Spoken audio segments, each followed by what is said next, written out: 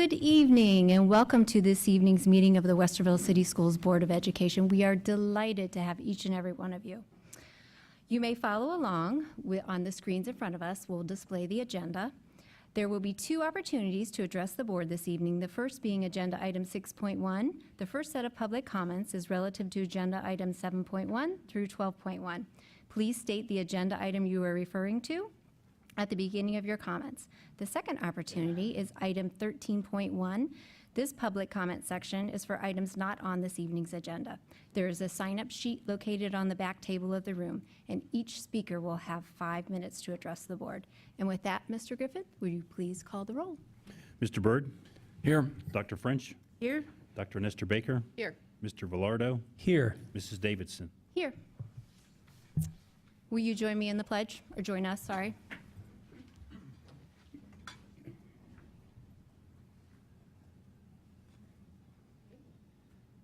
I pledge allegiance to the flag of the United States of America and to the republic for which it stands, one nation, under God, indivisible, with liberty and justice for all.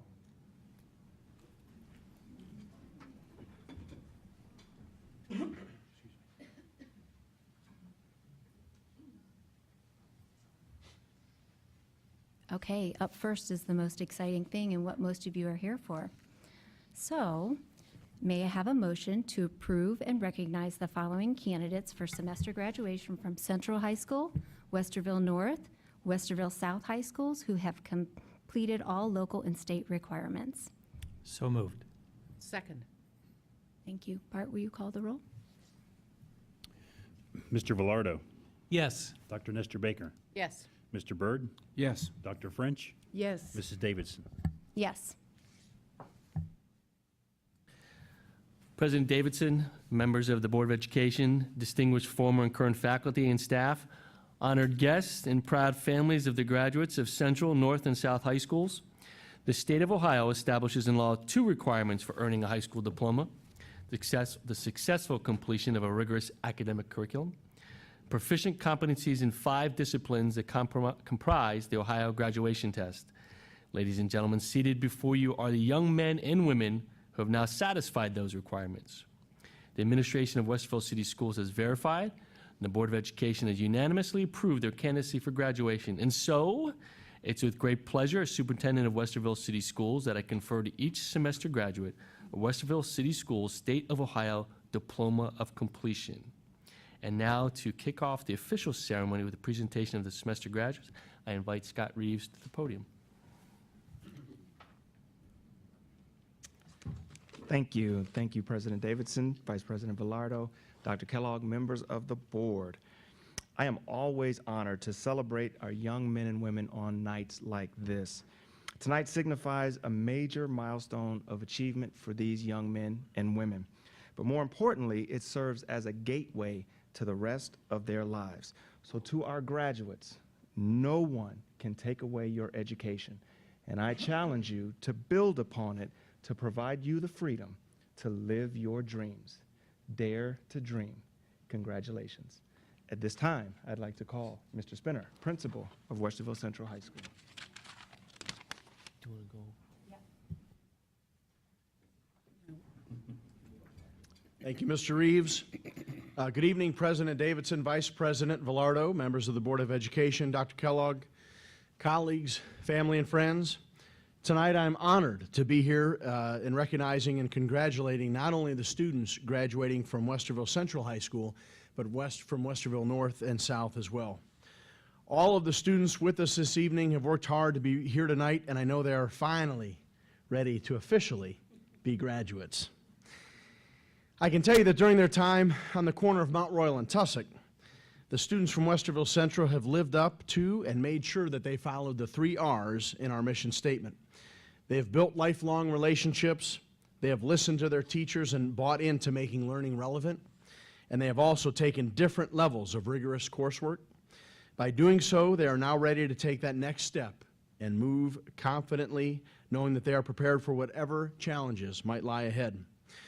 So tonight I wish the Warhawks, the Warriors, and the Wildcats nothing but the best in the years ahead. And I would like to close by quoting President Abraham Lincoln. President Lincoln once said that the philosophy of the schoolroom in one generation will be the philosophy of the government in the next. Students, this means that one day, those of you that are here this evening being recognized and honored might one day be those that are making the rules and doing the recognizing. Congratulations to all of you, and now it is my pleasure to introduce the principal of Westerville North High School, Mr. Kurt Yancey.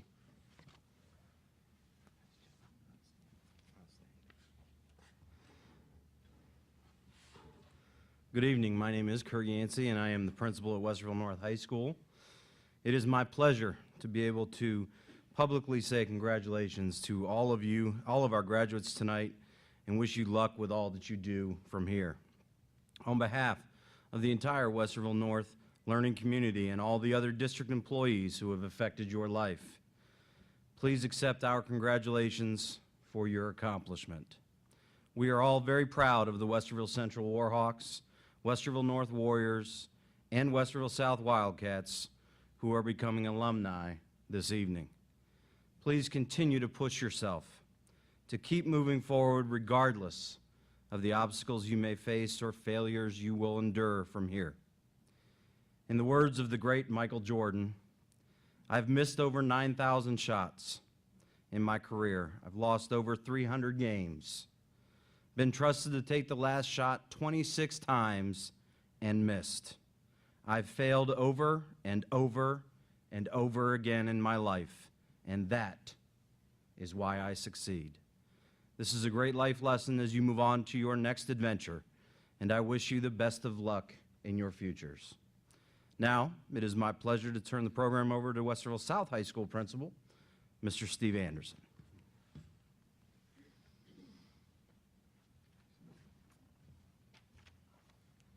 Good evening, educators. Good evening, family members, and most of all, good evening to our graduating seniors.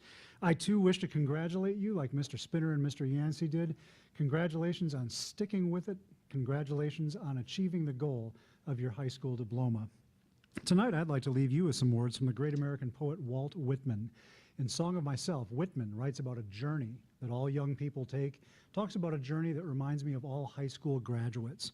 And in Song of Myself, Whitman writes, "Not I, not anyone else can travel that road for you. You must travel it for yourself.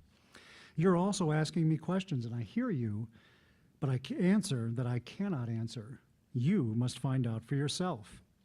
Now I wash the gum from your eyes, and you must habit yourself to the dazzle of the light and of every moment in your life. Long have you timidly waited, holding a plank by the shore. But now I will you to be a bold swimmer, to jump off in the midst of the sea, to rise again, nod to me, shout, and laughingly dash with your hair. Students, enjoy your journey. Congratulations on making it this far." And now comes the moment where we give out our diplomas, and Mr. Yancey, I call you back up first.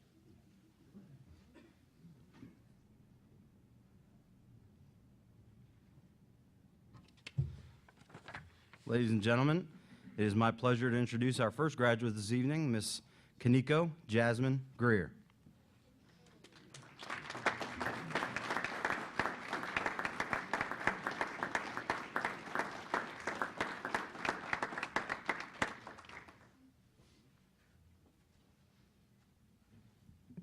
Let's welcome Mr. Anderson back to the podium. And now our graduates from Westerville South High School, Mr. Casey James Cannon.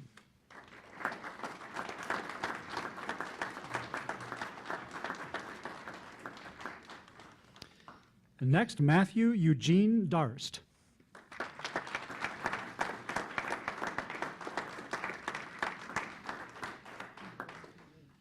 And finally, Mr. Timothy Austin Maurice.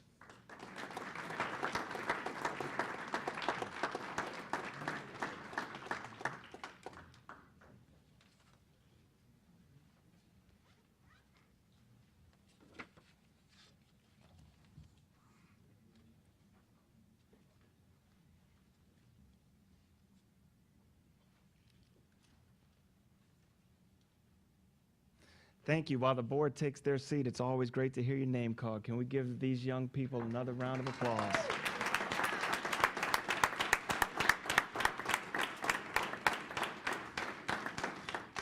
Go out into the world and be great. Parents and graduates and alumni of Westerville City Schools, at this time, if you would like, you can recess out. Go back into the skybox. There's plenty of cake and punch. Please eat it. Food service did a marvelous job. Take pictures and enjoy this day. Thank you.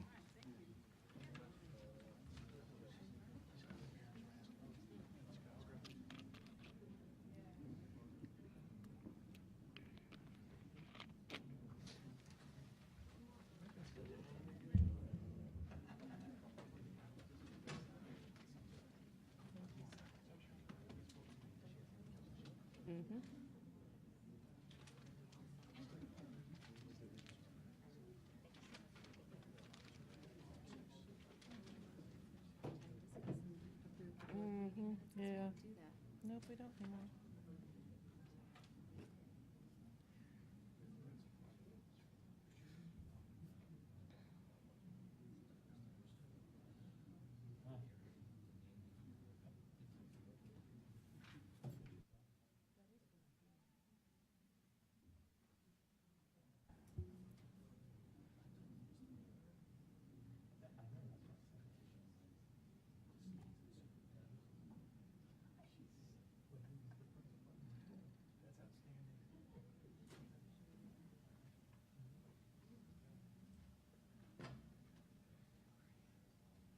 Okay, let's move on in the agenda. 4.1, discuss and approve the minutes of the regular meeting of the Board of Education held on January 26, 2015. Anybody have any comments? Nope. Okay. We don't approve this anymore, so. 5.1, all-day kindergarten. President Davidson, members of the Board of Education, it's a pleasure this evening to offer an opportunity for Barb Wallace, our Executive Director of Elementary Schools, to engage the board in a discussion about possibilities presented with all-day kindergarten. Just kind of a how we got here component to this, and Barb will cover this and with much more detail, but there is a history of discussion amongst educators, not just regionally or within the state of Ohio, but nationally, about the values, the value to or the value not to do all-day kindergarten. What we hope you see tonight is a picture of kind of the frame of reference on a large scale and locally, and where we are in terms of capacity around all kinds of resources, and look at this as a possibility for what I would consider to be, at least from my perspective as an educator, a value add to our district. Gives us something that I like to call curb appeal to programming that we have for kids. It's also part of a larger effort this board and previous boards have had in regard to early childhood education. As you know, we have the Early Learning Center downstairs where we house about 275 preschool children. We've entered a partnership with Head Start that's bought even more early childhood education in our system, and those are the kinds of partnerships and opportunities we want to continue to create. So with that, I'm going to turn it over to Barbara Wallace to bring you through this and help guide us in some decisions and next steps as a board. So encourage questions and probing and clarification as we go along. So I'll turn it over to Barb. Good evening, President Davidson, Dr. Kellogg, Mr. Griffith, and members of the board. I have with me tonight several people in our audience. Juliet Peoples, the coordinator of federal programs, Chris Blados, our Huber Ridge principal and former kindergarten teacher, David Walker, one of our very dedicated kindergarten teachers, and several other kindergarten teachers who have come to listen to our conversation tonight. This evening, I'm going to talk about possibility. Possibility as it relates to all-day kindergarten in Westerville City Schools. Over the last several years, there's been much talk about all-day kindergarten in Westerville and throughout the state. We have parents asking for all-day kindergarten. We have teachers requesting more time with their students to meet the increasing demands from the state. And we had a period of time from 2009 to 2012 where we planned to operate under an unfunded state mandate ordering all-day kindergarten. Now, in response to our strategic plan, parent input, and increasing expectations from our state, we've created 2 proposals for all-day kindergarten programming. We realize that our half-day program is strong, meets the needs of many of our families. However, we believe a full-day program will increase the benefits to our students and provide more time during the early learning years to provide our students with a sound educational foundation.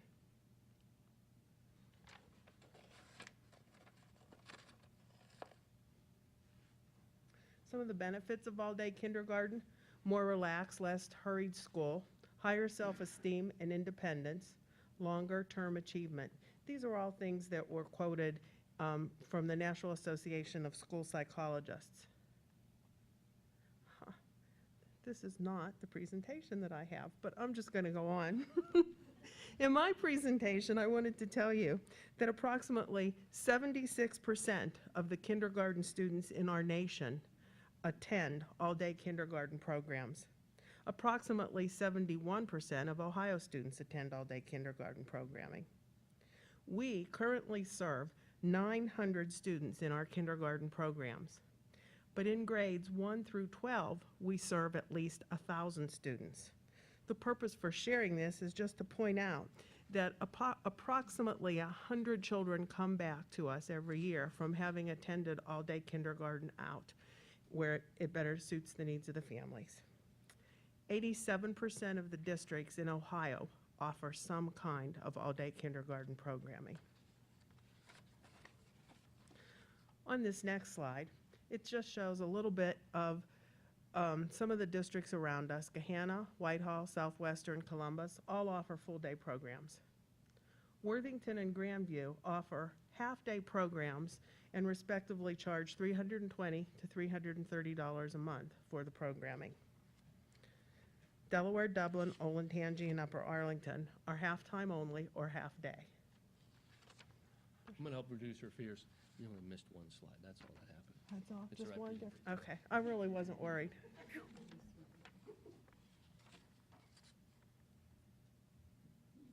No, there's another one.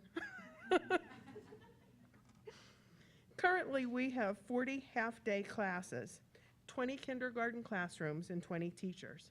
In order to move to all-day, we would require 40 classrooms with 40 teachers.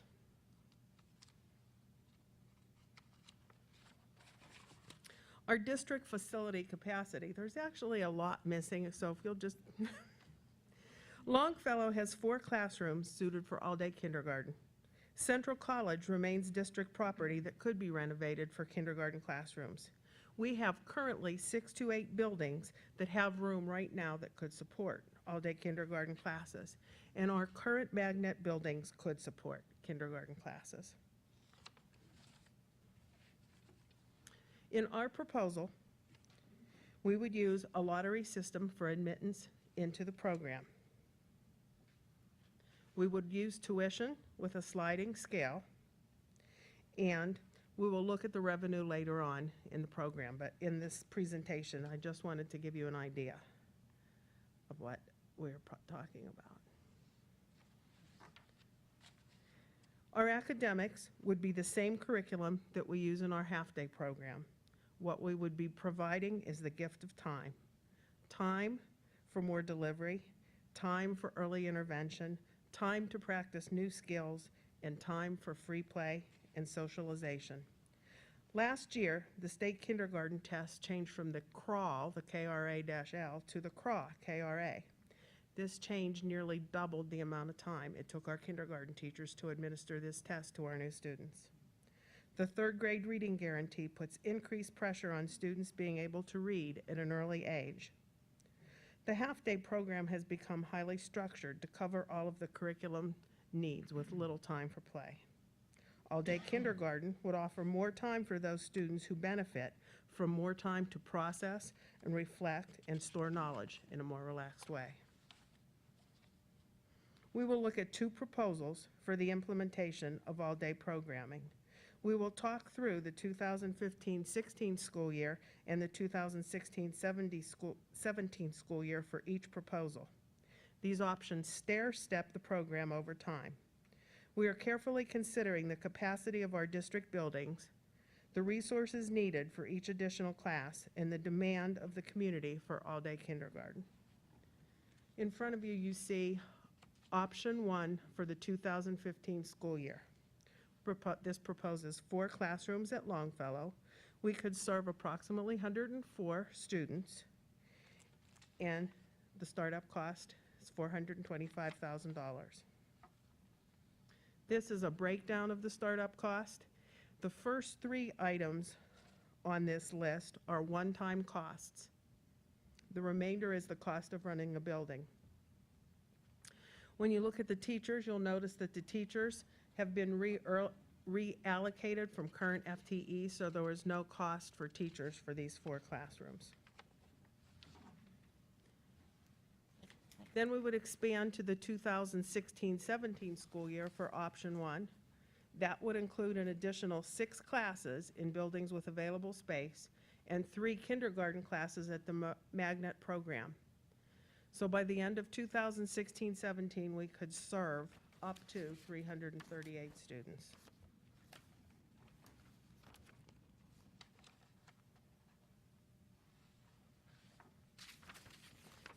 Option 2.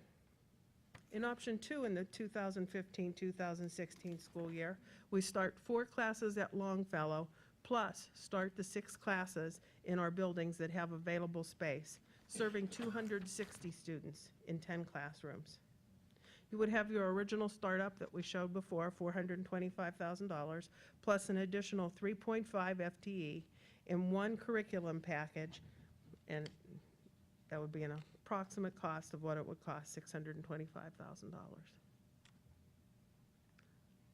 The 2016-17 school year in this proposal would add the 3 kindergarten classes from the magnet program and additional classes in buildings. For example, Point View will be renovated by then and have room to take all-day kindergarten there.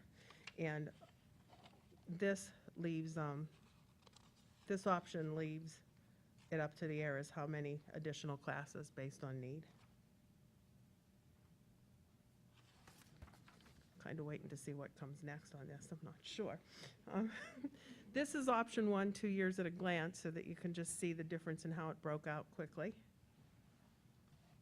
The biggest difference, if you look here, at the end of 2016-17, we'll be serving up to 338 students. Option 2 at a glance, you would serve at least 338 students, plus whatever additional classrooms we put out in buildings. So it would get us to more students more quickly.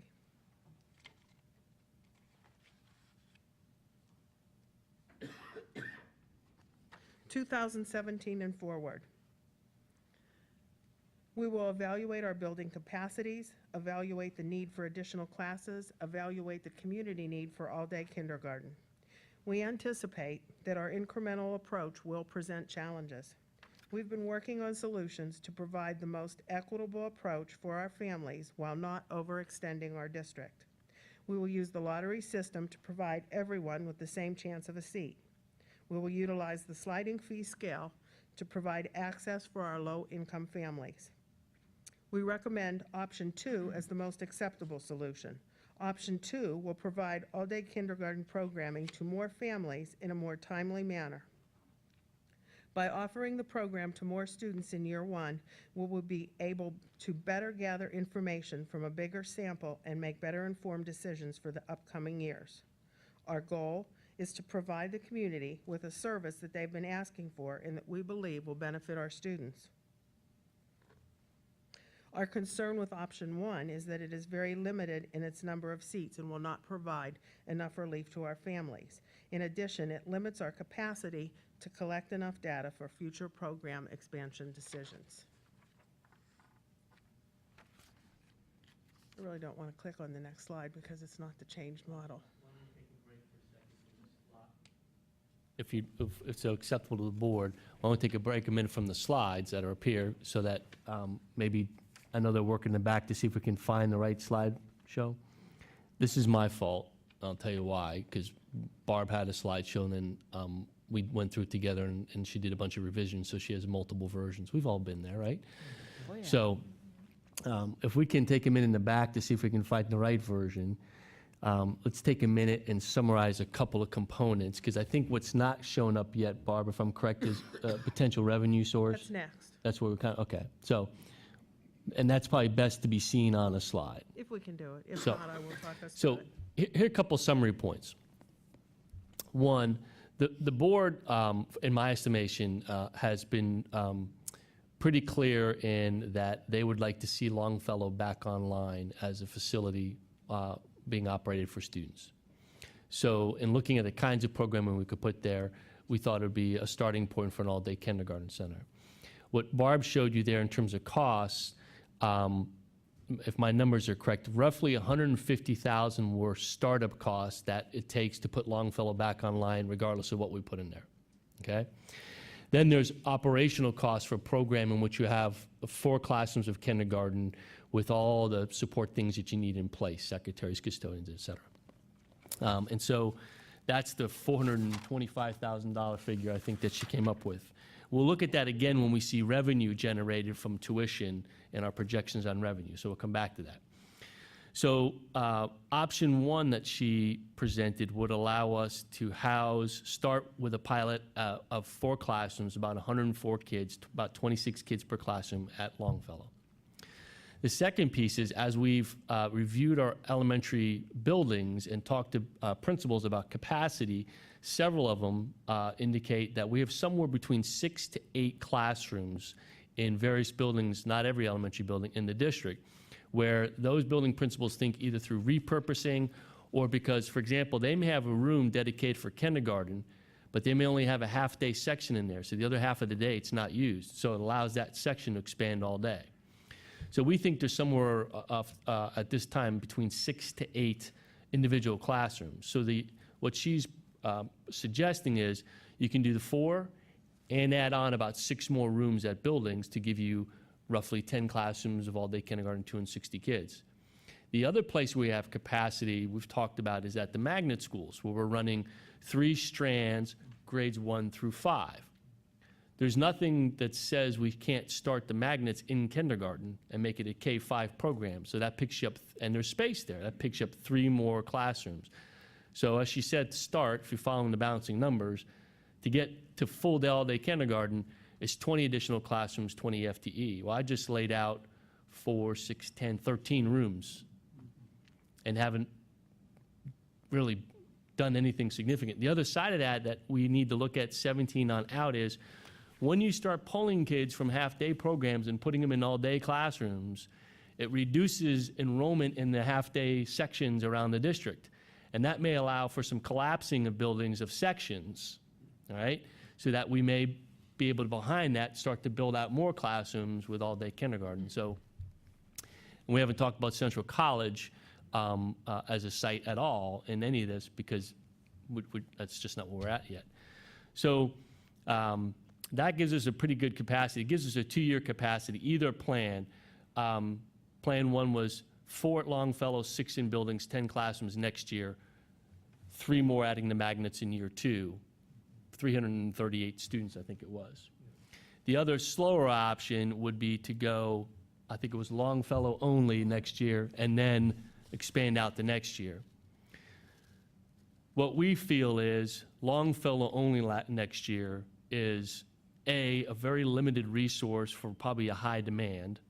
B, it won't give us much data and information regarding programming and its impact on kids and staffing, et cetera. So we're suggesting that the 4 at Longfellow puts Longfellow back online, and then probably up to 6 classrooms of capacity.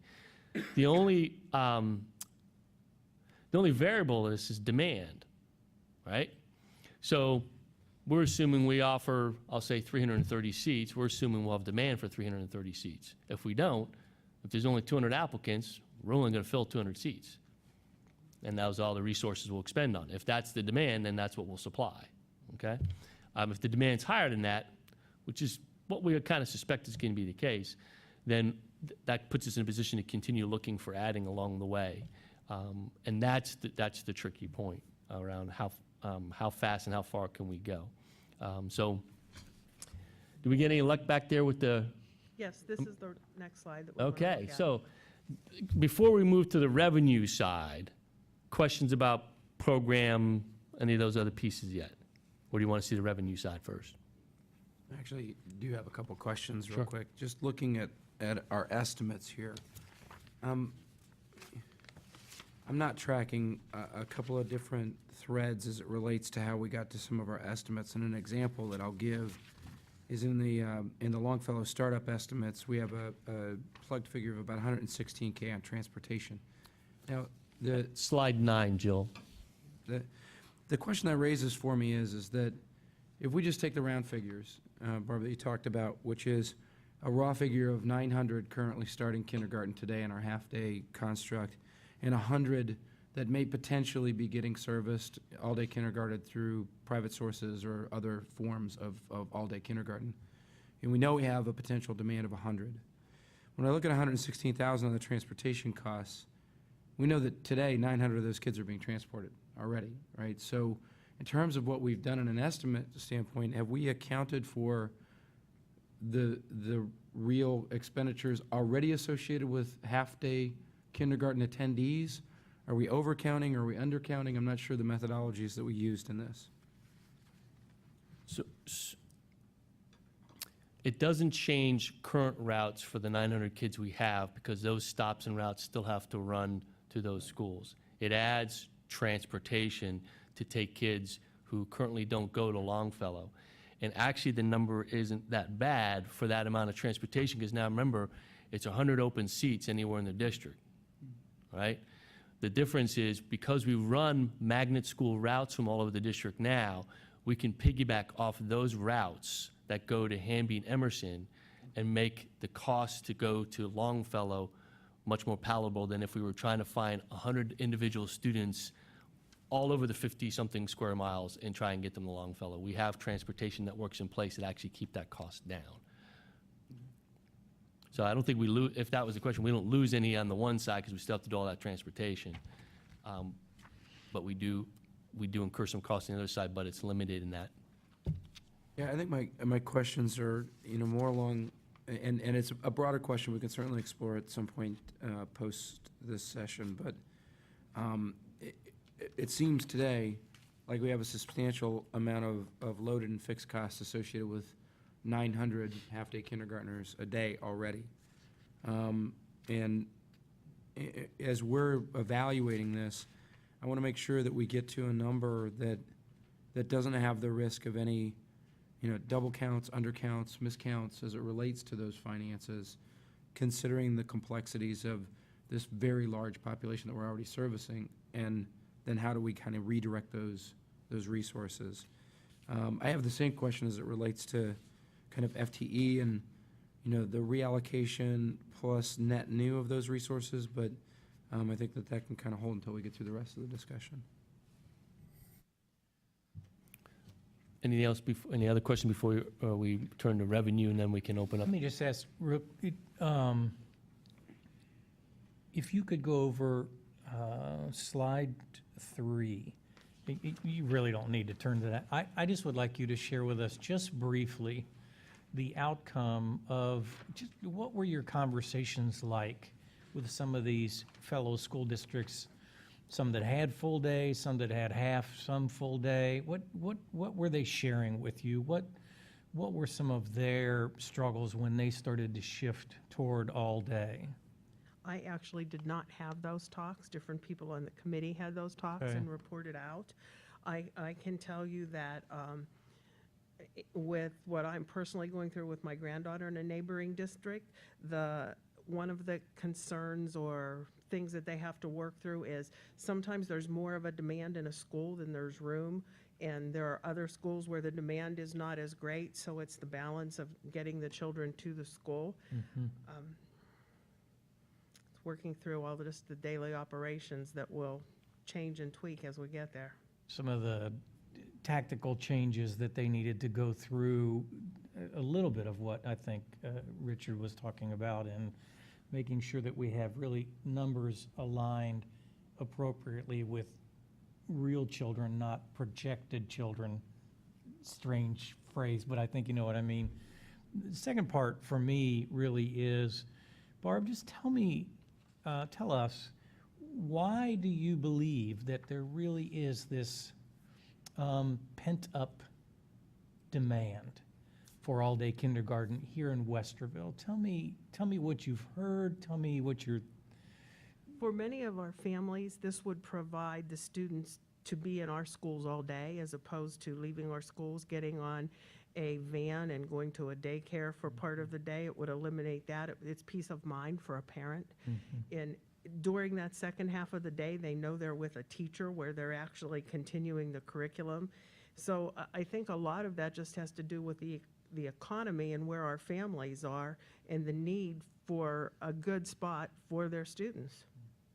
The other The other data. side, I'm Go ahead. sorry. No, you- On the another end is our kids who come to us that aren't quite ready. The addition of the all-day programming, giving us more time for that language-rich environment and to repeat that reading and the phonemic awareness would be a wonderful benefit for that population. Thank you. Go ahead. Were you going to? I was going to point to the second slide that she had, that you referenced, that's on your handout. Talks about current state, nationally, 76% of kindergarten-age children in all-day kindergarten. So, and I can tell you from some of these districts, I can give you the Southwestern, certainly Southwestern perspective. The only thing that was holding them back for years was building space. Well, when they replaced and renovated all the elementaries, that was part of the build-out plan. So now they have all-day kindergarten. Whitehall similarly went through a building project. When they did, they built capacity to have all-day kindergarten. Gahanna, I couldn't speak to. What we all struggled with back when it was a mandate was the capacity issue, the space issue, and then the staffing issue. And so some of these school districts, I think what you'd find is they can't do it because they don't have space capacity. And even if they could get the staffing side of it, they don't have the classroom space, so they're not able to do it. In our report out from Gahanna, they took it one step at a time, and as they made the move to all-day kindergarten, they still offered the half-day program, and there was no one that took advantage of it. So where we've seen it go, there's a demand for it, and it. Yeah, and I appreciate. I'm sorry. Just real. I appreciate. I get this in the community all the time. You have to have all-day kindergarten. I get this. I got it today from a couple of people who are preschool teachers. They've been preschool teachers for about 20 years, didn't know it was on the agenda tonight, and said, hey, we want to tell you something. And that's usually when I start walking away. Sure, tell me. Westerville has got to, but you see, I wanted to ask you, because I didn't want this to be like Rick's anecdotal evidence. Because this is real dollars, this is real time, this is real people. I mean, I get that. So just really was curious. We continually get phone calls from parents asking, will you have it next year? Will you have it next year? That's ongoing talk. Yeah. Thank you. I didn't mean to take that much time. Thank No, you. I think that's fine. I think it's very telling, the percentages that you cited, those that are on the screen right now, those are percentages that I also saw in the most recent version of Kids Count, which is national survey data that's collected and analyzed. And I think it's very telling when you realize that almost 3/4 of Ohio kindergarten children are already attending all-day kindergarten. And when we look at what did you say, 82% of the districts in the state have all-day kindergarten, and we don't. And it's exactly as John said, for so many years we talked about it, and you remember, I'm sure, all the years that we talked about it and weren't able to move toward it, except for a couple of spots here and there when we tried it and weren't able to sustain. We didn't have the space. We didn't have the capacity. We had to always say, sorry, no, we can't do that. The thing is, we now have some capacity that we can turn toward all-day kindergarten. And, you have Rick's anecdotal evidence. I have Nancy's anecdotal evidence as well. This is something that the pressure continues each year, with why don't you, we need. And it's more than just anecdotal, much as we get that. Research is pretty clear about children who do come in unready and the importance of that stretched out time to let them generate the readiness that they need. We can't fix all of those issues, whether they're developmental, whether they're socioeconomic, whether they're cognitive, whatever the reasons are that children come in not ready. But what we can do is provide the best environment so that they can become ready through that kindergarten timeframe. One of the things that you said that I think is extraordinarily important, you were talking about what an extended day would look like. And you commented about the more relaxed day, and you talked about play, and you made some statements that I was listening for, and you talked very clearly to me, I think, about the appropriate developmental progress of kindergarten, what it should be, and how we can, given current strictures around accountability and academics and so forth, how we can actually use all-day kindergarten as a way to help keep kindergarten more as it should be, more developmentally appropriate as we look at socio-emotional development. So I am very much in favor of all-day kindergarten. I'm also very much in favor of a multiple system, if you will, where we offer all day and we offer half day until we see what it is. There are a number of people who really like half day, and that's great, and their children can be remarkably successful. There are also a very large number of people who really want all day, and there are a number of children who need all day. So if what we can do to meet those families' needs, I am all for it. And you haven't presented those last slides, but what I was looking for is what's the offset on the amount that we would be putting out? What could be the offset on fees coming in? I think that's an important piece of it as well as we look at the impact on the general fund, so I won't talk about that since you didn't get a chance to yet. Okay. Slide 16. You know what? I have a quick question. Okay. Sorry. Carol, do you have anything? I will save mine till. Okay. You talked about half-day kindergarten kids then going to some sort of aftercare. Do we have any idea how many of our kindergartners do some sort of aftercare, whether it's babysitting or a center? I'm going to throw it out. Do you, at least 50% of your kids get in vans? High? 75% are getting in daycare vans. Okay. Okay. They what? They do all-day kindergarten? They go to daycare after a half day. And so I don't know if you have on the slide coming up, do we know the costs that would compare to that, what they're paying monthly? What I do versus- have is I know that the cost of all-day kindergarten in our area runs between $800 and $1,075 per month. Okay, I'll let you go. Go ahead. Okay. On our next to the last slide here, we have revenue estimates per 100 students. Charging $300 a month, using the sliding fee scale, which means we're only going to account for 60% of that, we would make $160,000 for every 100 students that we bring in. This was not reflected in any of the costs shown previously, so in other words, any revenue that we would make here, we subtract from the projected costs that we showed earlier in the presentation. So what that does to the project looks like this. If you go back to the slide on getting Longfellow up and running, there was a one-time cost of about $150,000. All right, that's a one-time startup cost. And then the total cost was $425, which included the $150 to get it up and running. So it's roughly $275 in our projections for operations, right? So $275 for operations roughly, and what Barb's projections are, and I think she came up, I forgot what your number was. What did you say the projected revenue per 100 kids was? $160,000. So I used 160 because I'm not good at math. And that's not true. So there's about $115,000, $120,000 difference between the operating costs at Longfellow and the revenue collected. So that's roughly the annual cost to the board, not accounting for the one-time startup cost to get Longfellow operating. And take that in a different position. And Barb, I don't know, did you do calculations for a classroom at a building? I did. The projections for a classroom at a building is the cost of the teacher. If So- it's a new startup, it costs $7,000 if there's not a classroom now for us to get the curriculum materials, tables, and chairs.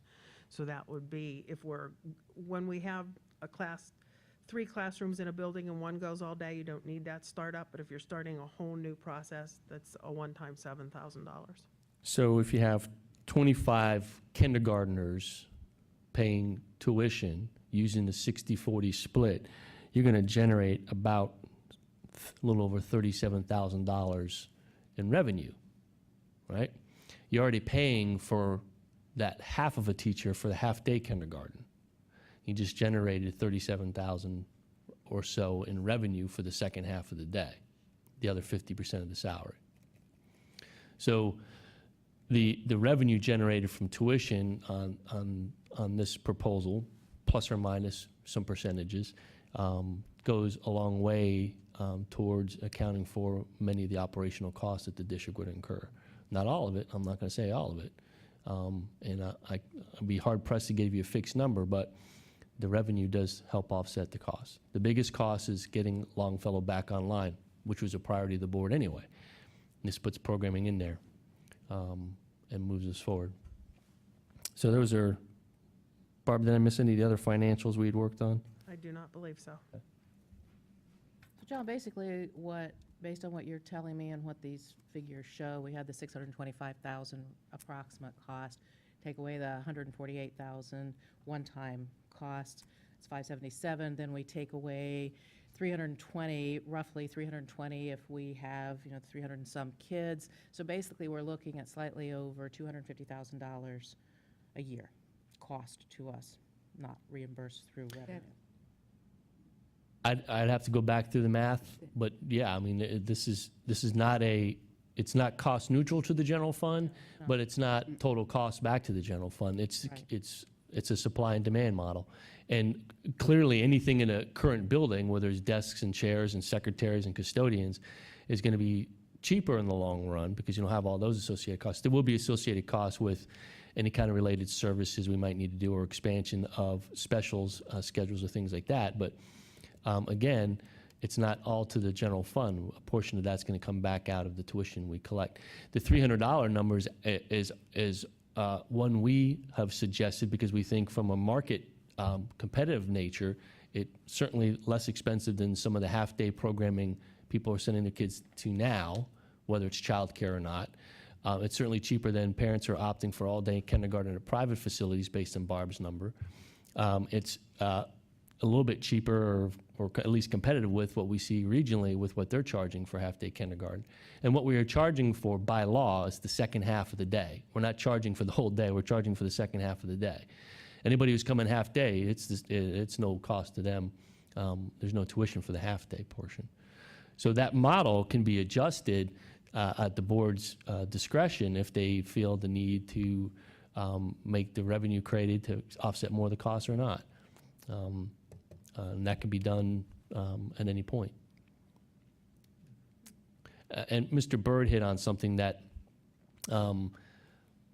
is a hard one to put a finger on, is as you do this, there are other operational costs that go away. Bus routes, for example, as you reduce the amount of half-day kindergarten you're running, you're certainly going to reduce your midday runs, bus runs. But it's hard to say what that looks like, up front.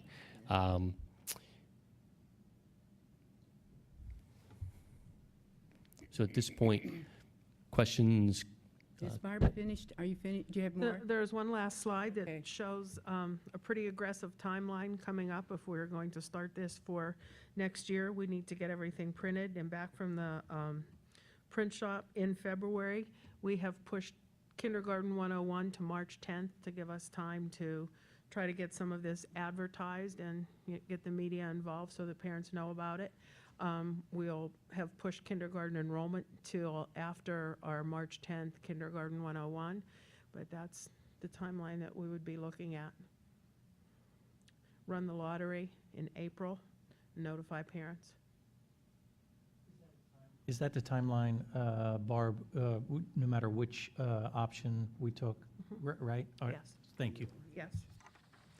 That would be the timeline, no matter which model you do, if you opt to try and implement for next year. There's days where I think, do I have the pedal down too far?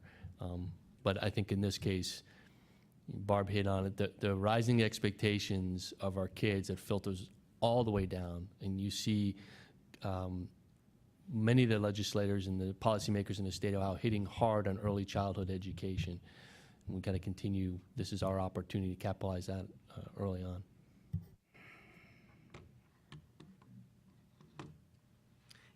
And that's all.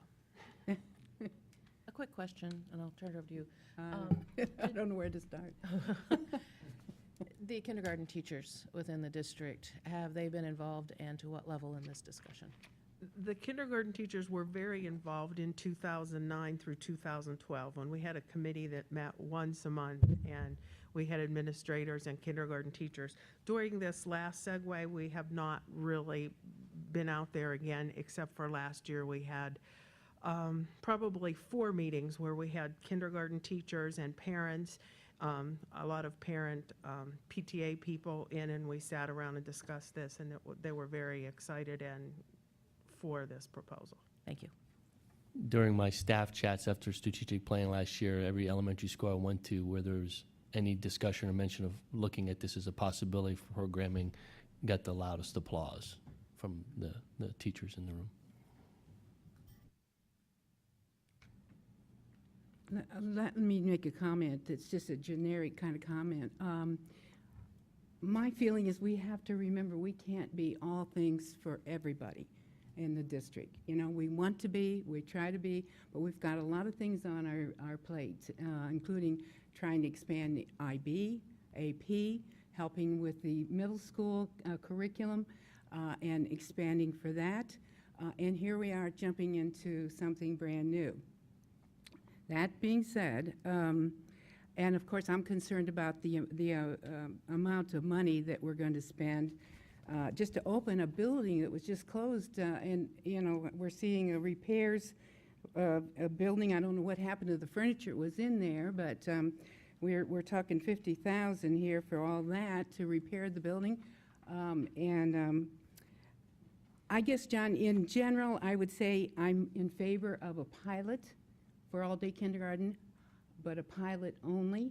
And I don't see us using all those buildings in space that we may need for other elementary programs and kids. I would like to see us, if we're going to jump into this, to just go with initially whatever the lottery will hold, that 104 at Longfellow. That's my personal feeling. And it's difficult to vote for all of us, and this is the first time we've seen all the details, you know. But I know that you're on a tight timeline, and option 1, and even option 1, the second year. I don't see the option 1 as the second year, that way you've proposed it there, which looks like it's added a number of students. Am I correct there? I have to review that again. But option 1 in 2015 and 16, and then in 16, 17, it increased, correct? Correct. So option 1 is more in line with where I think you're saying you're comfortable, 4-year. which is Longfellow, Just Longfellow, yeah. first year, I mean, it's a and then pilot. examine. We can't jump into everything with all of our feet and open up 10, 13 classrooms, not knowing, you know, that all parents want to take advantage of, first of all. And second of all, then we'd have to add staff. You know, we're talking a lot of money there. Initially, even to open Longfellow is going to cost us, just for operations, $275,000, am I correct? Longfellow is the most expensive component because it's a building that needs all the pieces to be put back in order to make it happen. So the building-based programs, classrooms that we think are available today, are less expensive because they don't have all those other components that Longfellow has. So that's the tricky point. Now, our recommendation going Longfellow and more was about being able to really examine what that does for us in terms of creating space elsewhere, the impact on kids and learning, all those components we want to know about, but having a sizable enough sample to make a decision. It is highly possible that year 1 could happen, And either because of demand, not as much as we anticipated, or because we feel that we need more time to work out programming bugs, that we leave it for a second year as is, and not even expand out into 16 and 17. So Kind of as we did the magnet program, where there was a lottery. I mean, there was maybe a larger demand, but we still did a lottery. right. So, I mean, this is really kind of the decision point for the board is how big do you want to go in year one? That gives us a year to monitor and plan for, thinking about what year two looks like. These are examples of scenarios and everything in between. Example could be, we said 4 classrooms at Longfellow, 6 classrooms at Buildings. It could be 4 classrooms at Longfellow, 3 classrooms at Buildings, which is bigger than just Longfellow, but it's smaller than what we had recommended. I still think that the classrooms at the Buildings are the most economical means of gaining capacity and getting being able to more adequately meet the demands of the community. The Longfellow piece is the expensive piece, but taking that off the table makes some of the other components hard to do and leaves us with Longfellow sitting there without programming in it again. And I think that's becoming an uncomfortable point for several of the board members. I know it is for me. I don't know how long we want to let that building sit unoccupied. So, yeah, those are kind of components.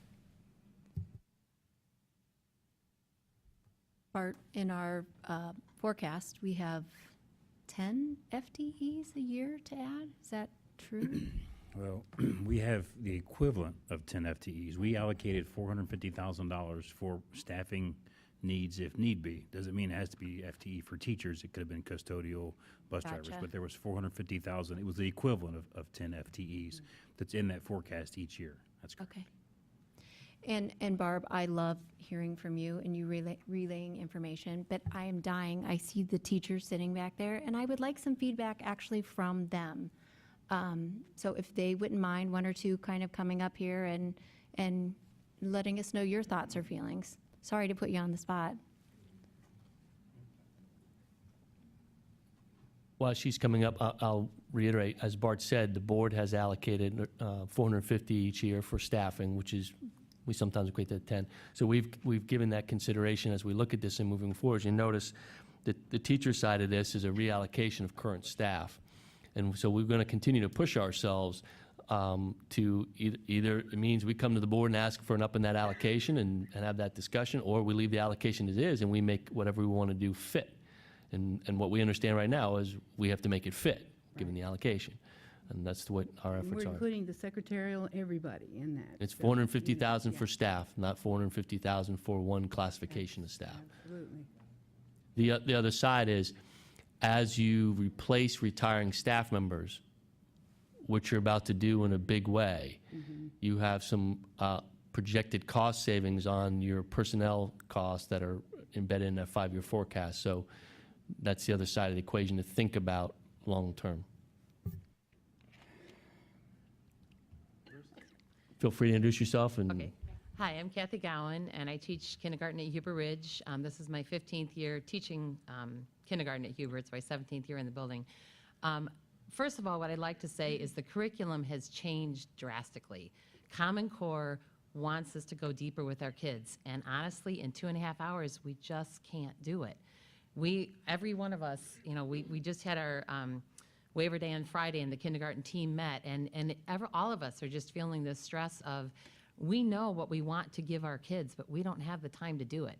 And the curriculum wants us to go deeper, and we are maximizing every minute we have. Sadly, I don't take my kids out for recess much anymore, and I tell my parents up front, I'm really sorry, but I have them for 2.5 hours, and this curriculum is really, really packed, and we're trying to get everything in.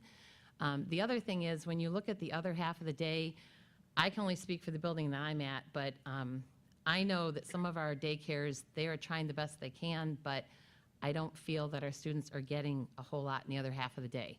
And rather than the parents spending the money there, I would much rather it be in our schools, getting a good quality program, giving us a chance to really, as Barbara said, have that time to develop language with our students, to read a story and really be able to talk about it and have those in-depth discussions, to have guided reading groups and guided math groups, and spend more time on science and social studies and more discovery with our kids. The language that we are trying to get and that deficit we're trying to make up with some of our students, it's so hard to do that in a short program. And our students that come in deficit in language, if we don't start catching them up now, when they get to third grade and they're trying to take those tests, they don't have the language, they don't have the experience. And in a short day program, we don't have as much time to develop that for them. So, I know that we have wonderful things we've added, in the high school. My children benefited from IB, and it's a great program. But we also need to really benefit our youngest learners and really give them the opportunities to. You said something that piqued my interest. In that pressure to deliver new state standards and new curriculum, you mentioned Common Core. Does the extended day offer the opportunity for us to deliver more of what's important to us in Westerville for what we need for our kids as well, the more localized piece and not just the mandated piece? It definitely does. I mean, when we're reading a story with the children, right now, every kindergarten teacher in the district reads. I mean, that's just such an important part for them. But when we read our stories, what we would really like is to have that, full half an hour afterwards to really talk about it, to really delve into it, to talk about if it's a nonfiction piece, what were we talking about? Or if it's a fiction piece, what happened in this story? But in reality, what happens is we read the story, we have a little time for discussion, and then we got to move on. And that's where, we're just not doing our students the best service that we can. And these are our youngest learners, and you can look at all kinds of research out there that just talks about the fact that when children are developing their language, if they don't develop their language by the age of 5 or 6, we've lost such a huge window that we really need to try and remedy that.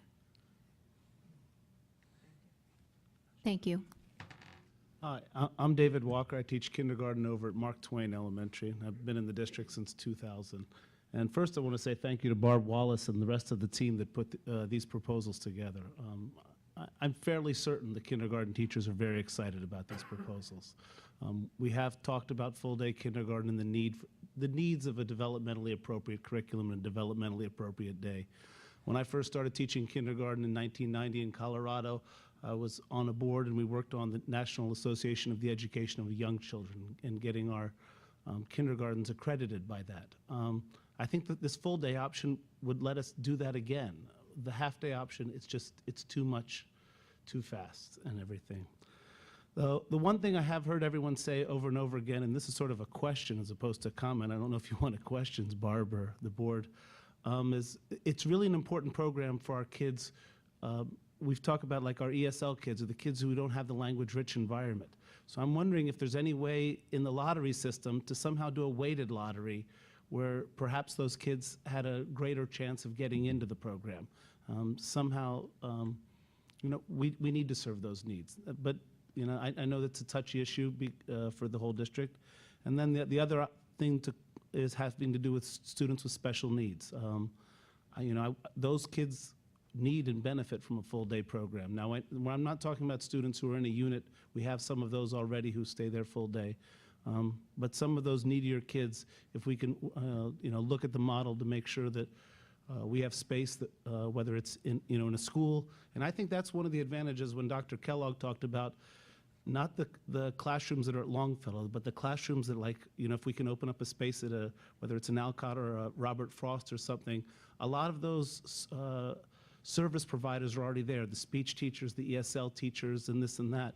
And it might be a better model, because I see it as an easier way to make sure that we can meet some of those students who present, I don't know, extra challenges or extra needs. So, thank you very much.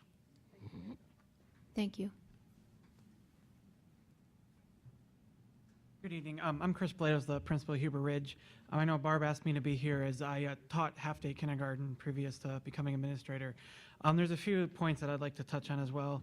In addition to what Mrs. Gowan, one of my kindergarten teachers, said with Ohio's new learning standards and the rigor about that, it goes into the day is short now. that even when we provide intervention for those kids who are struggling, there's not enough time in the day that they're not missing something important. It's hard to find a time where they're not missing their core reading or core math instruction. So by the time they do get to first grade, where we have the full day and they are behind, we have a lot more kids who would need intervention. And I think in the long run, with the full day program, that would be a big piece that would cut down as we grow older. If we can, as the kids grow older, if we can hit that earlier, which is what the research says, I think as as they grow into second, third, and even fourth grade, that need for that intervention, those kids who are not performing on past their way or coming up on the park, I think that would take care of a lot of those issues as well.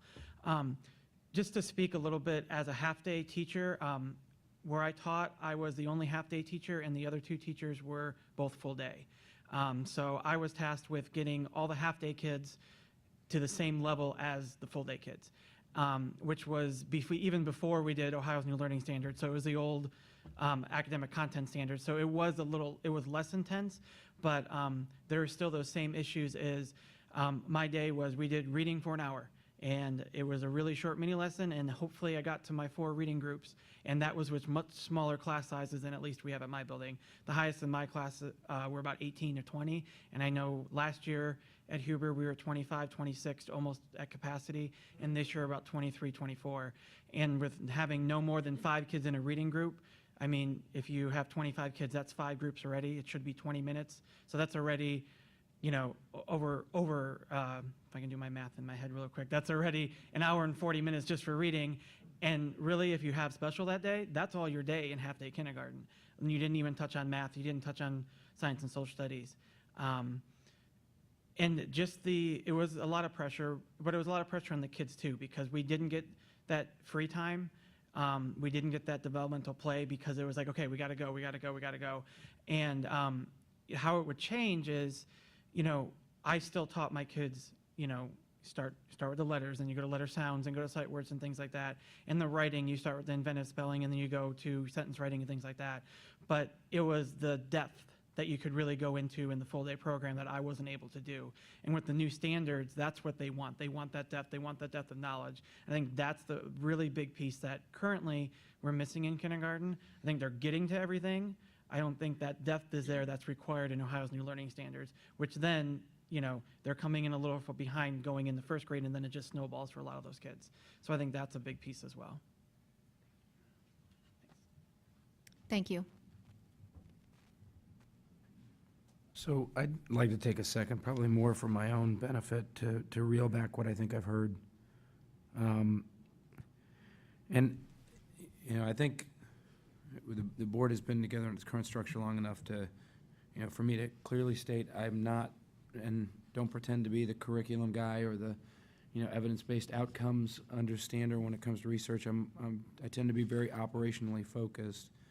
But a couple of things associated that I heard is that I think it's important for the community, if I'm understanding how we're framing this, if we need to dip into the well of 5-year forecasted FTE, we would as a board be making a decision to leverage those FTE specifically, pardon me, for early childhood education, right? We're deciding as a board, pardon me, that is a focus, and we're willing to make that commitment against the current plan. And I think, back to your point, Dr. French, that's important because, we've also got a lot of pressures to consider, expansions or contributions to current existing programs, and that may impact the ability for us to deliver on those. Pardon my coughing, folks, hang on. I think it's interesting if I heard, and based upon the reorganization principles of the board, being a new board every year, this conversation has been a conversation for at least 6 consecutive boards, right? So I think some of the feedback as I've been having conversations in the community is, how long has this been a topic within Westerville City Schools, right? But at least definitively, we can state at least 6 consecutive boards. So, I'm pretty confident that we put a lot of thought around this, particularly when we go back to the era of the unexpected and unfunded state mandate, where the state thought it was a good idea to have full day kindergarten. Dr. Fresh, back to your points. I think it's agreed, the district does not have a requirement to be all things to all people. And in my mind, that sums up to this expectation that I have as a board member that all-day kindergarten is not an obligation of the district, right? Where, our obligation to the district from a federal statute, or pardon me, from a state statute standpoint, is half-day kindergarten according to the standards. And because of that, I'm very comfortable with it being an additive cost program to people that choose to use it, right? I think that, that offset component is entirely appropriate.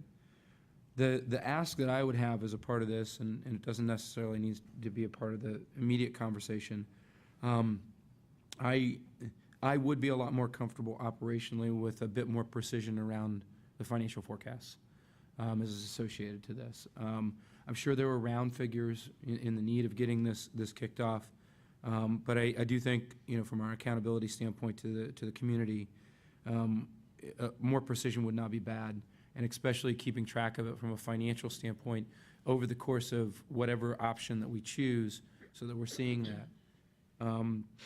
Kind of reeling back to the research and the studies around early education, I think that consistent with my experience so far with the board, we've made the investment in the decisions around the Early Learning Center.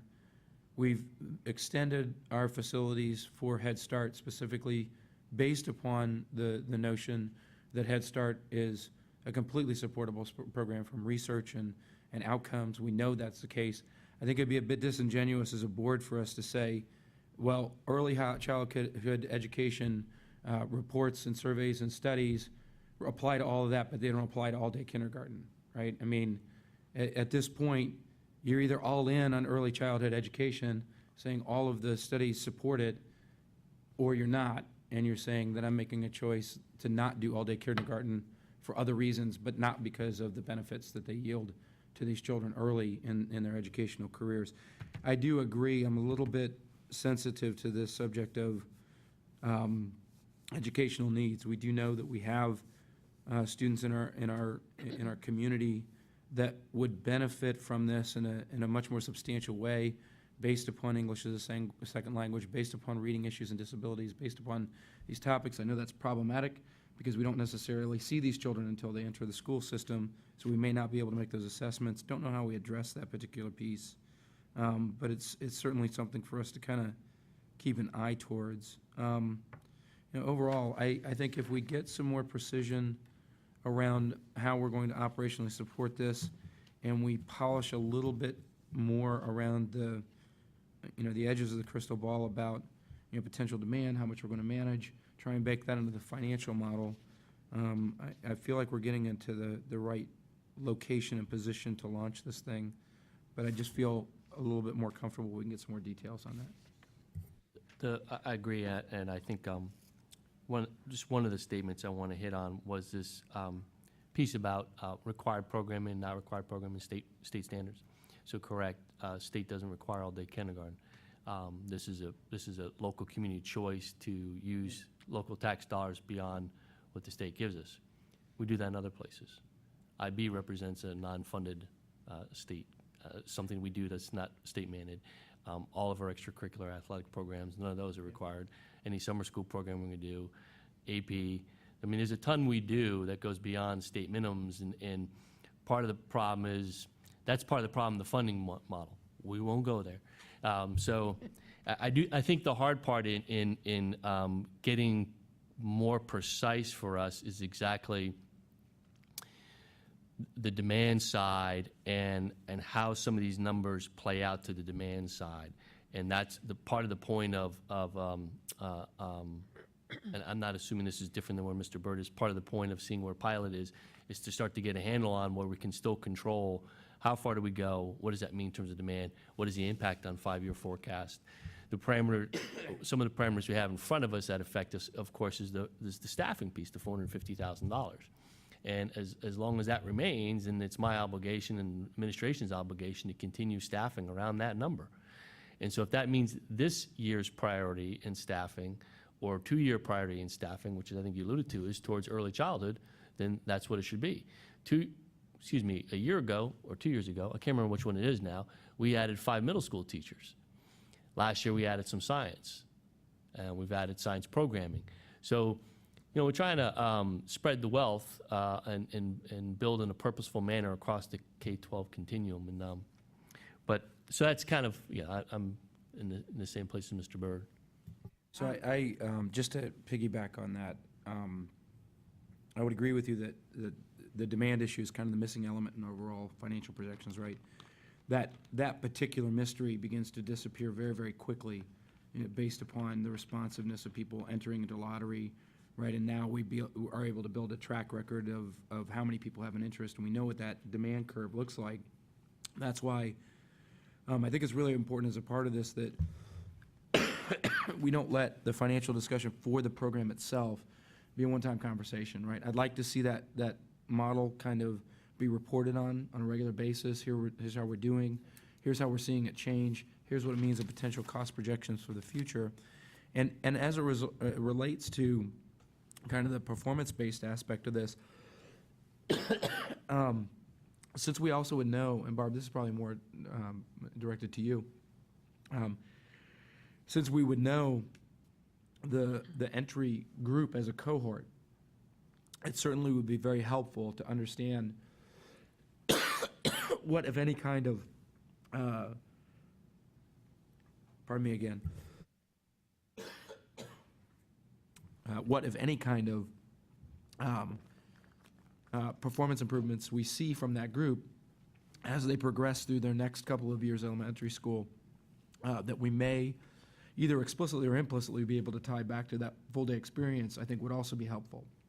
And so we don't lose track of the fact that, if we're making this investment as a community, we want to see whether or not it's yielding dividends. And to that point, what's not in Barb's presentation is my expectation it would be an oversight group to do program evaluation and measure progress and how we're doing and help provide feedback to the board administration about where we're heading. So, yeah, I agree that those are all components we need to have in place. What? I'm sorry. I'm sorry. I was distracted. Poor Mr. Bird's fighting a cough, and Yeah. Mr. Velardo and I just kind of go like this the whole time. Well, here's my feeling No. as one board member. I'm supportive of a pilot, and to get it started.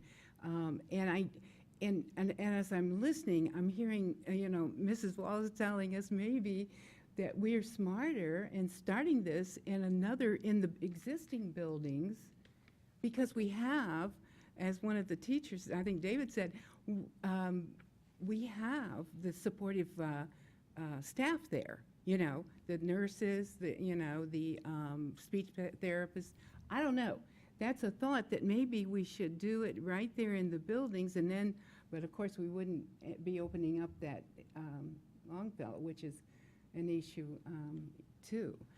But I don't want to see us jump into this whole hog and do 13 classrooms at the beginning. That's my personal feeling. We need to pilot it. This first year is too quick to move on. I'm concerned about the per pupil costs and what we're actually coming down with the dollar figure in the end, and that's probably what Mr. Byrd was trying to say. That we need to be concerned. I do not want to personally, as a board member, raise the $425,000 figure. I want to keep us there. There's no need to at this point raise it, especially when we're getting we're losing some of our more seasoned teachers. So that's just a personal feeling. I do want us to pilot it, but as I tried to say at the beginning, we are trying to do a lot all at once. We're trying to satisfy everybody. And we're trying to do everything instead of, AP at the high school and IB. I'm not sure that we need both, but that's a side issue. And then, we do need to do something with the middle schools and offer so that they're not in we're doing a little more, but not in 2 study halls per day. So, but this would, I think we can do this with the cost per pupil without spending a lot of money if we do charge for the second half of the day. you've hit on the exact discussion point we've had back and forth in our administrative meetings is the question of Longfellow and the cost associated with opening a building, the cost of doing it in buildings. The other side of that coin is how big an offering we put on the table to the parents as consumers. One of our concerns was if you put out limited number of seats, 100 seats, might that affect people's investment in applying for a seat because they say, well, I got a 1 in 9 shot. I'm not going to worry about it. I'm going to go ahead and go someplace. I'm not going to work those odds. Versus if you have a larger program, my odds go up and then we get a better handle on demand. Those are the kind of in-between points. So you could then say, well, we'll just do it in the buildings and not worry about Longfellow, but then we're back to what do we do with Longfellow? And I don't know if there's better programming for a Longfellow from what I'm seeing right now for us at this point. I do understand capacity. I've been a part of the cities, Imagine Westerville, and their projections. Mr. LaRose has done a great job, and he shared that with the board of folding those projections into what he does. We have an enrollment decline in all of our projections, or steadying at least, across time. We've had a high of our elementary come through, the high number come through. So we continue to look at smaller elementary enrollment to the buildings we have today. But we sit there with a Longfellow with capacity, Central College with some capacity. It's just that building has more structural issues than Longfellow does, long term. But you go ahead. I was just going to say, I'm not quite where you are on this, Carol. Where are you? We've had extensive work done over a 3-year period with teaching staff around what all-day kindergarten would look like. So we've done a whole lot of groundwork, and that's just in the most recent iteration. All-day kindergarten has been on the discussion plate many, many times, even beyond the 6 board configurations that Richard was talking about. So I don't feel that it's something that we would be jumping into. I think we have a massive amount of awareness and knowledge about what all-day kindergarten would look like. I also view it as somewhat different than other things that we've piloted. Sometimes when we pilot things, we are embarking on extraordinarily uncharted territory for a school district. I don't view this in that way. This is an expansion of work that we're already engaged in. If anything, half-day kindergarten is more uncharted now than it was before, and all-day is much more representative of what we typically tend to think kindergarten is. So I don't view this in the same light as other things that we have taken on.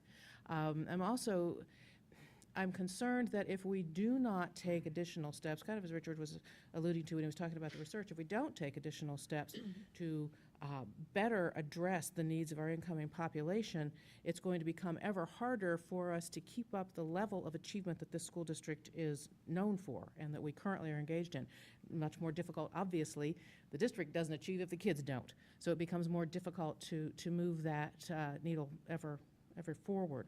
So I'm not seeing the danger that you're talking about with piloting. Also, when we're talking about the option for 4 classes at Longfellow and 6 classes in buildings with available space in the 15-16 year, and then in the 16-17 year, adding kindergarten classes in the magnet program and additional building classes based on community need and available space, those are ceiling pieces. So as Dr. Kellogg was saying, if the demand isn't there, then the classes are not offered. And this is one where we know what the approximate number of the upper ceiling would be as regards cost and so forth.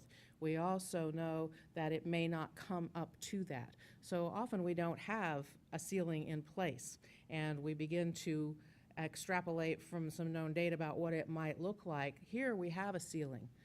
What I want us to do is move from where we are, which is what 82% of the districts in Ohio would consider to be the floor.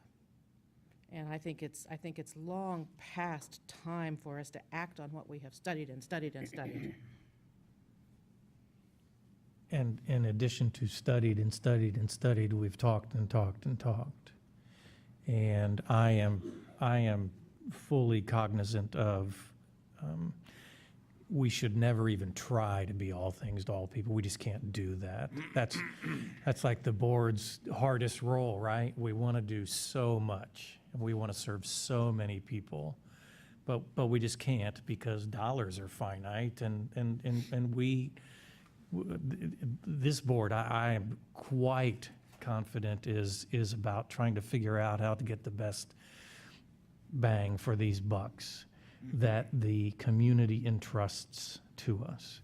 I wish I came to this issue unbiased, but I am awfully biased in favor of maximizing the root system building of children in their earliest years. I'm just awfully biased in that regard. I'm very grateful my kids aren't this age, so people can't say I'm speaking like for my kids. They're older and wiser, I suppose, but I'm just awfully biased in that regard. Secondly, it's okay, repeat just a second. This option actually is a pilot. It is getting Longfellow online, and then, well, let's see if the demand is there. If the demand is not there, then we have, by virtue, we've defined the pilot to 4 classes. And if the demand is higher, well, then that's when you go into the second year. I tell you, my biggest concern, and then I'm going to be quiet because I'm going to let you. My biggest concern is, do we have time to get this out into the community as strongly as we want? We normally have our registration where we get 40 to 50% of our kindergarten population in. We do a media blitz. I think it's going to take off. It'll go very quickly. See, that's kind of Rick's anecdotal. I do too, and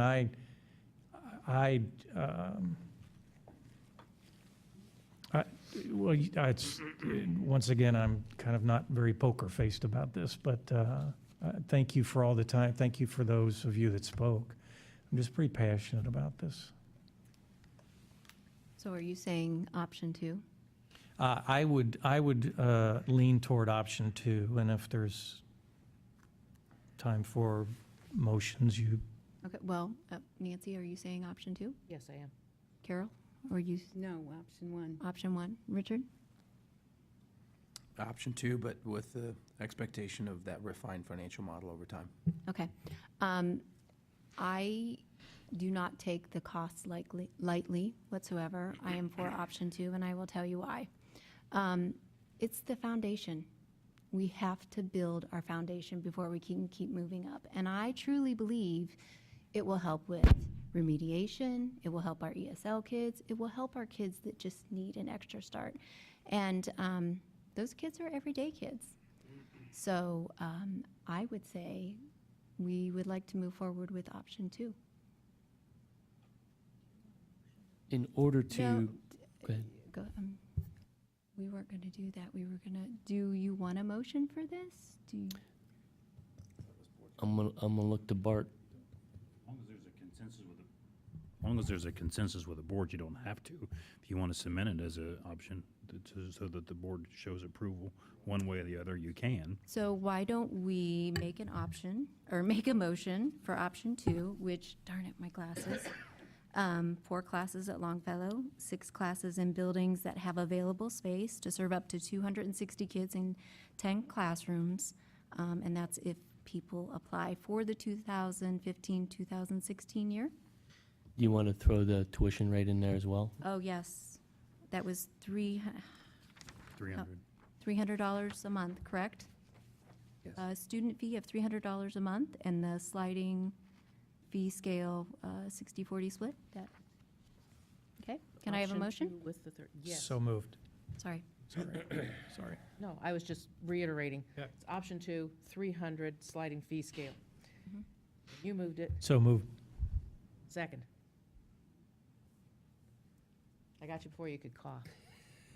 Yes, because now I have to request a motion to suspend, so I can request a motion for amendment. The addition of. Yeah, there we go. For the addition of an ongoing financial report associated with the program. And how do we want that ongoing? Like reported yearly?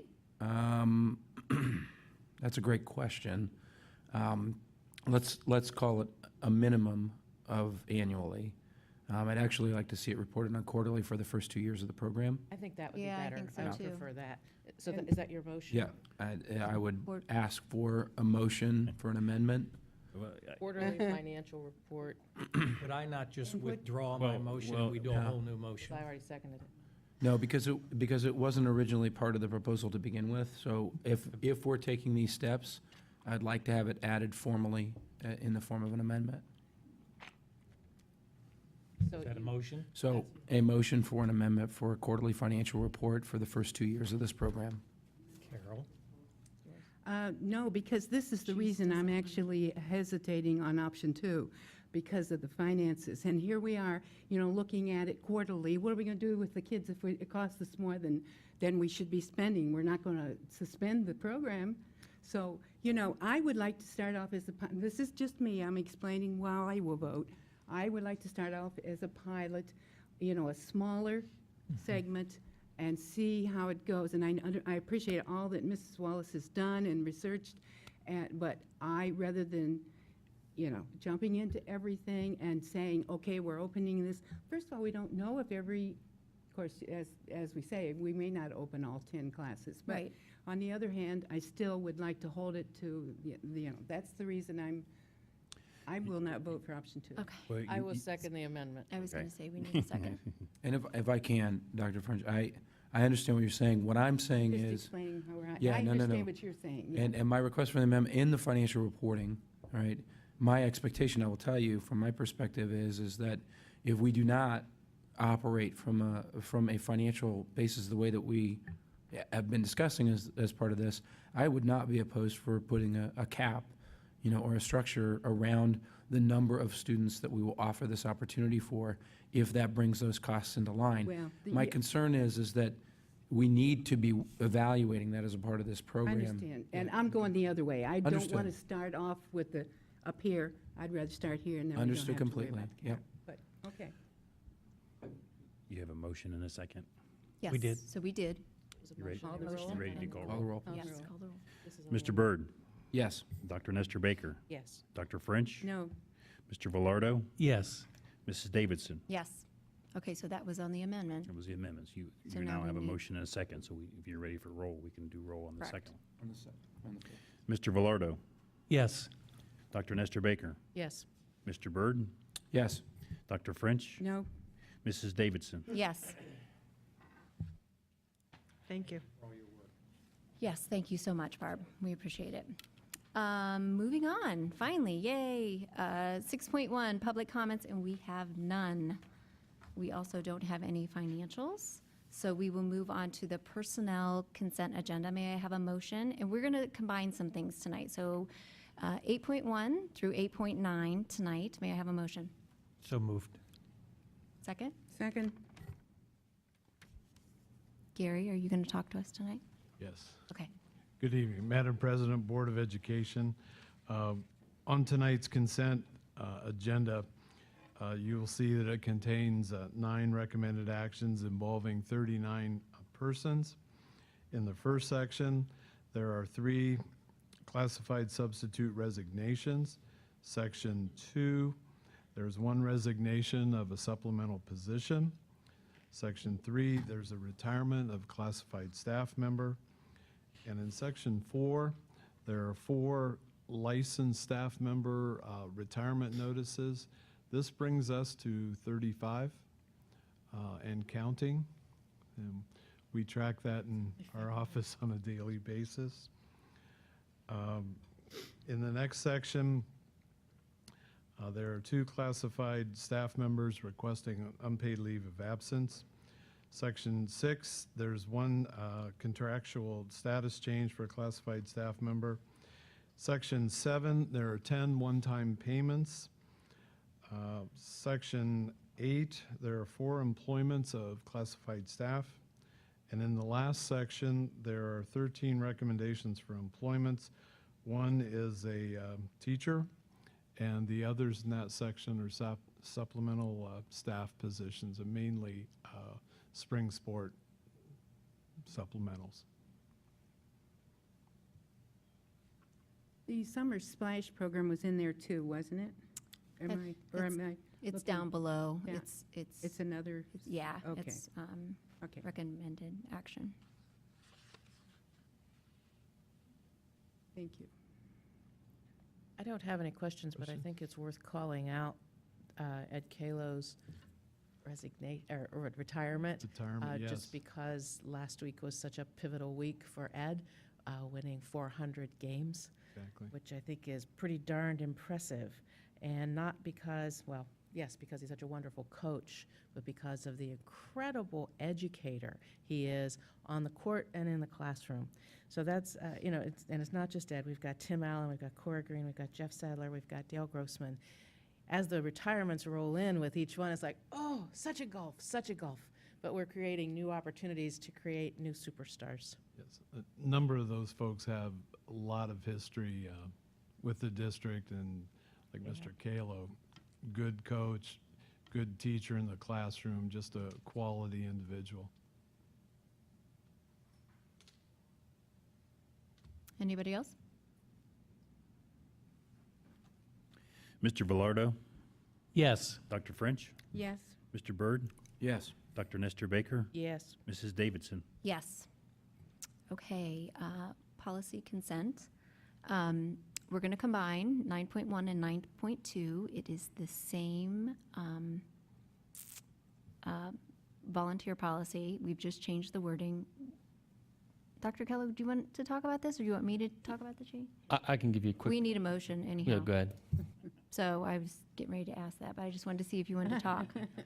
So does anyone want to I give a move motion? we approve 9.1 and 2. Second? Second. Okay. So last meeting, there was lots of discussion about will or may. And so as policymakers do, since we couldn't settle on one word, we allow a lot of words. Actually, Mr. Griffith suggests, and I think it makes very good sense, is that we change the wording to what you see. The fee will be paid by the Board of Education based on annual appropriations. What this means is annually, as you go through your appropriations, you'll set an amount that's in here for the superintendent to be able to use to offset those costs. So it's really an annual decision of the board and appropriations as to whether or not they want to fund the cost of volunteers. Doesn't require bringing it back for change of policy at any point if this board or future boards decide they don't want to do that anymore. They can't do that given revenue.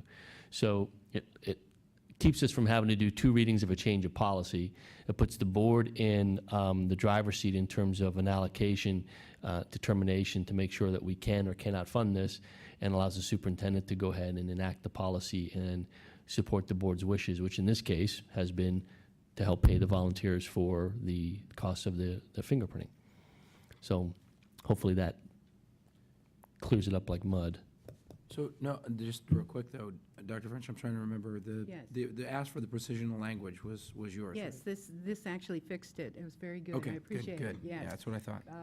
And Bart came up with the answer, huh? So, but the point is that we use the money, or we use our Pepsi money for this, and we don't anticipate it running out each year, but it could. We have a So, 10-year. yeah. We have a 10-year contract with Pepsi, so that we should be able to fund it for at least the next 10 years. Yeah, all right, thank you. And our volunteers are so important to us, so we need to invest in them. Yes, we do. So, anything else? Okay. Dr. French, Yes, Mr. Byrd, Yes. Dr. Nestor Baker, Yes. Mr. Velardo, Yes. Mrs. Davidson. Yes. Okay, this brings us to 10.1 through 10.4, and I need a motion for this. This is our final readings on our courses of study that we went through last time. So moved. Second? second. Okay. Oh, did you say? If, Yeah, we're, Somebody said so, something? Richard did. Okay, so if we don't have any questions or concerns? Just a comment. I know that last time when we presented the curriculum, and I'm not, there was public comment regarding Common Core and the impact on students and the board and administration's decision on curriculum, and I understand that. What I want to be clear here is, actually, I think as you look at this course of study, this is new science courses. Science is not part of Common Core, it's state standards. Common Core is math, language, arts. Business, career technical courses, visual arts, international baccalaureate courses. This represents what we want. This is local curriculum feeding the needs of our kids with our teachers' input. This is strengthens our curriculum in a local effort, and is not part of specifically Common Core, and actually only one of these new courses of study. Actually, if you look at the courses of study in science, those actually are courses we've done in conjunction with Columbus State, not even state standard courses. So this is a great example of how Westerville and our teachers are working to localize our curriculum to fit the needs of our students where we can.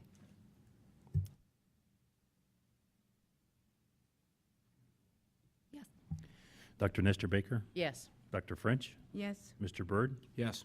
Mr. Velardo? Yes. Mrs. Davidson? Yes. We don't have anything under new business, so we will move on to standing business. 12.1 donations. May I have a motion, please? So moved. Second. Okay. Any comments here? Once again, we thank everyone. This is, there was a variety of donations here from, I think, 3 or 4 different sources, PTAs or PTOs, and personal donation of cash and several things. So this is all appreciated by all of the buildings, I'm sure. So we thank you each time. Just agreed with what you said, Dr. French. Just this one in particular, I mean, every month is amazing to see the level of donations. This month's, wow. I'm blown away by the size of some of the monetary donations that we're seeing. Westerville Education Foundation, such a great amount of work on their part. PTOs, as you said, just a phenomenal donation to Westerville North High School. It's really amazing to see the contributions that we see come in from the community. If I might, on the one to North, which is a standout one, we've had conversations with North at the district level, and they're working with their math department teachers and using those funds to look at starting to integrate a new kind of technology into their math courses. They're the Inspire calculators. I'm not going to even try and pretend what you could do. I think you can probably land a space shuttle from them, from what I understand. But they provide an interactive, student-centered learning experience through calculators and a web-based, not web-based, but a computer-based programming for kids. Teacher can push problems to kids, differentiate problems, do all kinds of stuff that I don't pretend to understand. I've seen them in action in classrooms. They're very exciting. So that staff is excited about that. We're going to connect onto that with South and Central and those math departments and build that around our look at the technology roadmap, where we had generically allocated money towards classrooms for devices and started going down a path. But this represents the kind of curriculum that perhaps we want to tweak the roadmap and look at a different kind of technology or a different combination of technology in our high school math classes in particular. So rather than just these devices in math classes, might be fewer of these and more of the Inspire kind of calculators in those classrooms. So we're going to use that funding as a seed source to check that with our math teachers. At least that's our intent, and the professional development that comes with it. So we thank the anonymous donor for that, and I just thought it'd be healthy for everybody to see how that contribution to one school we're going to attach to and build out as a larger possibility for the district. So thank you to all the donors. Yeah.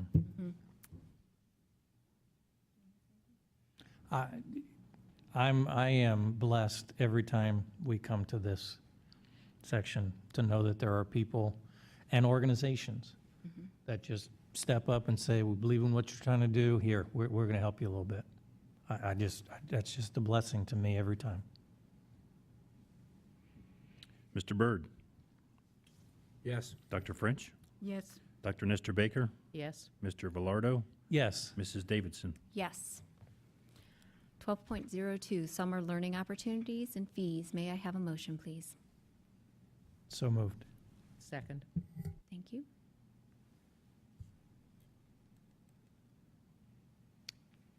Do you want to talk to us about Annually, we these? bring you the calendar and courses and tuition fees associated with summer school. This allows us, I know it's only February, but believe it or not, people start making summer plans. So this allows us to start planning and communicating about what's going to happen in the district this summer. So this would set the calendar, set the tuition rates, all the things that we need to do to move forward with our summer program.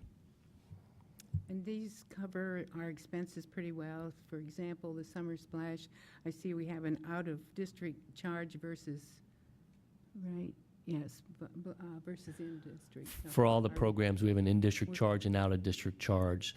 Yeah. The Summer Splash, which is an enrichment program, the high school OGT, which is a intervention program, the high school courses, repeat credit and original credit, all those components are covered by tuition. The summer intervention component, that's middle school and elementary school, does not. That does take general fund dollars to help offset those costs. The same as we went through when we discussed last year. So those do have costs associated with them. The elementary. Yes. Okay. That serves about 450 kids in elementary. That's an invitation program based on kids and their needs, so it's an intervention program. And we invite, they accept, and then we provide intervention services in the summer. Big part of that is towards third grade reading guarantee kids is a big part of it, as well as math. But we invite a lot more kids than actually attend, true? I think the numbers I saw, we invited a little over 1,000 elementary school students, and we had about 450 come. We have transportation provided as well to try and enhance those opportunities for kids and for families that might need it. Okay, great. Bart? Mr. Velardo, Yes. Dr. Nestor Baker, Yes. Mr. Byrd, Yes. Dr. French, Yes, Mrs. Davidson. Yes. Moving on, 12.03, student fees, which I am so excited to see this early. May I have a motion? So moved. Second? And I believe I have Jen Knapp coming forward to talk to you about where were our student fees and some of the changes we put in place based on board feedback and the community feedback in the past. Good evening. Thank you, Dr. Kellogg. The general instructional fees and course-specific fees are included in this document and have not been raised for the 15-16 school year. We have wanted to make this a more inclusive document for our parents, so we did include co-curricular fees, extracurricular fees, AP testing fees, and IB testing fees. And as President Davidson mentioned, last year when I looked, we brought this forward in July, which was later than normal, but we've brought it forth in May. Previously, that's kind of been our May, June. One of the reasons for that is we used to have workbooks, so we would want to be as close to that cost as possible before saying in February, oh, it was $12, and then, the cost changed. But due to some changes in our fee structure, we're able to bring this forward so that we can better prepare our parents for the costs that they will incur next school year. Are there questions over this document? Not a question, I have a comment. I very much appreciate that there was no increase in the fees this year. And I appreciate the work that was done last year so that we could offload some of the costs from families and so that we absorb some of those costs within the district. But I would ask that as we go forward, we continue to look for ways that we can reduce these fees. As I was adding up what it would cost if I were sending kids to high school this year, which I'm not, as I began to add those up and I began to think about the income levels of our families, these are onerous for a number of families. And as we go forward, it's great that we held line this year. It's extremely important that we held line. But we have to look for ways that we can continue to offset the burden for our families. It is very difficult, particularly for those families who fall in the middle and don't have options for assistance.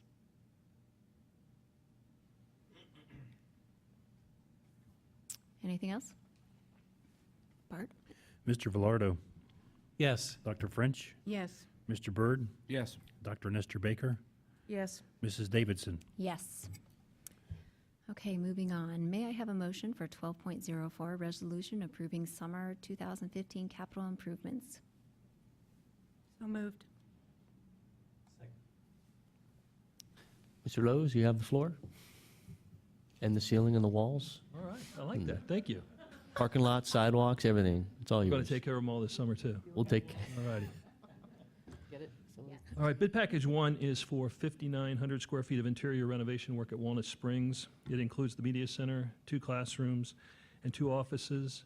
And bid package 2 is for the replacement of 5 HVAC rooftop units at Walnut Springs. Bids were solicited in accordance with the Ohio Revised Code on January 5th and January 12th. We received 13 bids, 7 for interior renovation work and 6 for HVAC work. Bids were publicly opened and read on January 27th. The total of the lowest responsible bids is $898,221. This is $92,000 or 9% under budget.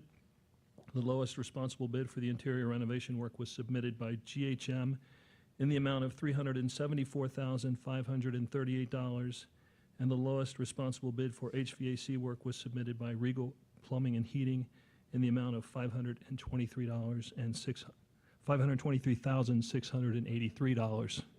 That would have been a low bid, yeah.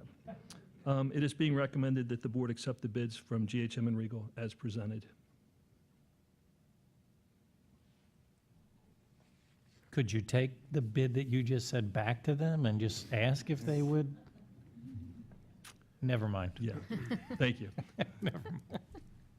So, Jeff, just real quick, I Sure. know it goes without saying, because I know, as much time as I've spent with you, the details at which we manage these projects. I'm very happy to see the level of the GHM bid came in, but as I'm looking at the spreadsheet, I look at some of the other bids, right, and there's a big differential. I know that we do a great job of making sure that our contractors deliver, but, that to me is kind of a watch item. It's a great low bid, and as you said, low responsible bid. But as we get into the construction season, I'm looking forward to making sure that they're hitting all of those specific milestones that you always put out there for them. So, Yeah, we have a pretty extensive post-bid interview process. We have a pre-bid meeting that goes through the requirements of the documents. Then we do a post-bid interview. It's in excess of 100 questions now. But I will say both of these lowest bidders have performed work well for us in the past. well, and I'm going to advertise here a little bit, right? Sure. Because as we're coming into this bidding season, as we prepare for summer activity, sometimes when we're in the midst of the summer activity, we have a smaller population of interested folks that are watching these projects. As I've shared with people in the community as well as this board before, I started out my work experience, my career experience after I got out of the military in construction project management. And what I was really, really astounded by when I came into the district and started traveling with you was the level of performance-based task planning that you do, and those measurements and those task dates being measured down to each discrete week that we have available to us in the summer, and the level of focus, and knowing whether or not people are on site. I'm looking forward, I'm chomping at the bit for the summer again, because it's actually fun to go see how these projects are run.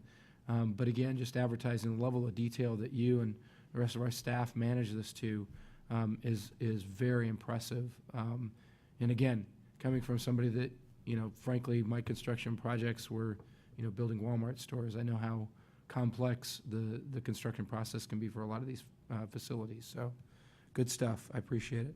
Thank you. Okay. Dr. French. Yes. Mr. Velardo. Yes. Mr. Byrd. Yes. Dr. Nestor Baker. Yes. Mrs. Davidson. Yes. Thank you, Jeff. 13.01, public comments, and we have 3 speakers tonight. The first one is Louise Reese.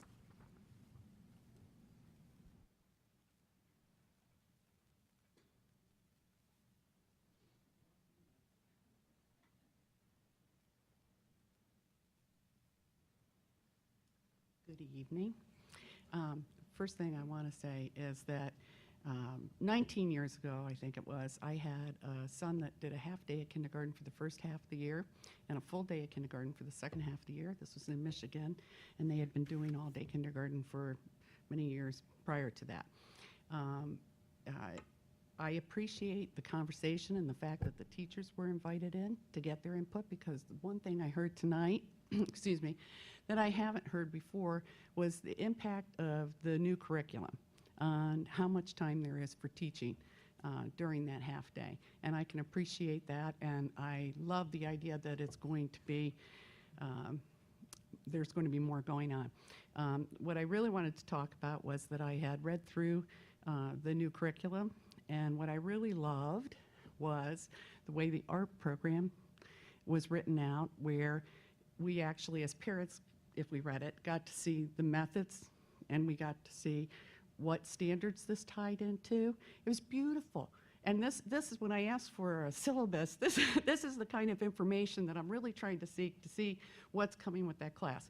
So, you know, I would hope that the plan is to continue to do that with all of the classes, so, and to make it public somewhere where parents will have access to that level of information, not just the, by necessity, shorter course description. But that said, the course description book this year was probably one of the best I've seen in 18 years. Loved it. There was just one area with the College Plus credits that still left a lot of questions, where there could be a little bit more information for parents that wanted to know more about that. So I would say the thing that bothers me the most is when we don't have enough information and we try to seek it, and then it's difficult for everybody. So going back to that format that was used by the art program, where it spells it out, if we could see that also on the kindergarten level, so that parents could see what they might have coming to them, you know, as their children, as they're considering placing their kids into the kindergarten program. One of the concerns that Mr. Walker mentioned, well, several of them were the same that I had, is how do you target the kids that would benefit the most? And I think that that's where the costs climb in any program, is that when you're trying to address those needs. But I'd also want to, again, say that with the added state and federal attention to preschool, this will also have an effect on student performance by the time they do reach kindergarten. And so one element I appreciate Mr. Byrd saying about the fiscal review, but I think there needs to be some form of pre-assessment, which is what I keep missing in all of these studies. It's to have something valid to start with, and then to identify what goals you're going for, and to have some form of measurement. And I'm not trying to say what that should be. I'm just saying that it goes a long way for parents as well as taxpayers, as well as what the benefits are that the kids are getting. So, thank you. Thank you, Louise. Up next, Peg Duffy.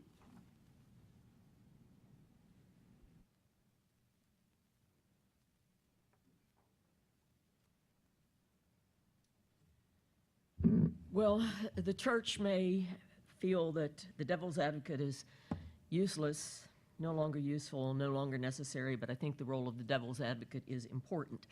And so along that line, some of the things that I noted in the presentation, it seems to me that we're operating on an assumption of the 60-40 split for the revenue in the kindergarten.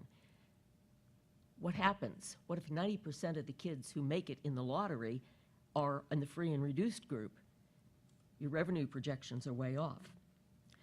A suggestion was made, perhaps limiting, capping, so that we could ensure there would be enough spaces for the free and reduced, the needs that Louise just talked about. That's a real delicate area. I can see that moving us into litigation, so think about that. The parents now are paying for aftercare, and none of that being in the days that I was using that sort of thing on filing my income tax. My understanding is that then that is a tax credit. Okay, if they're paying that money now to come to school, how's that going to affect their income tax? The schools that were named, all of these 70% or whatever, who are offering all-day kindergarten, how many of those are schools where you pay your half? And I would urge you, every time, as you're in conversation with people, everything that is sent out in public relations material, press releases, whatever, you mention all-day kindergarten, but right in the same breath, you say, by the way, you may be paying for this. Because as soon as you say all-day kindergarten, I can just see this. This gets out in the media in the next couple days, and everybody's going to think, hallelujah, all-day kindergarten. I don't have to pay anything anymore. So be sure that the public is well-informed right from the get-go. Thanks, Peg. And our last speaker tonight is Rick Bannister.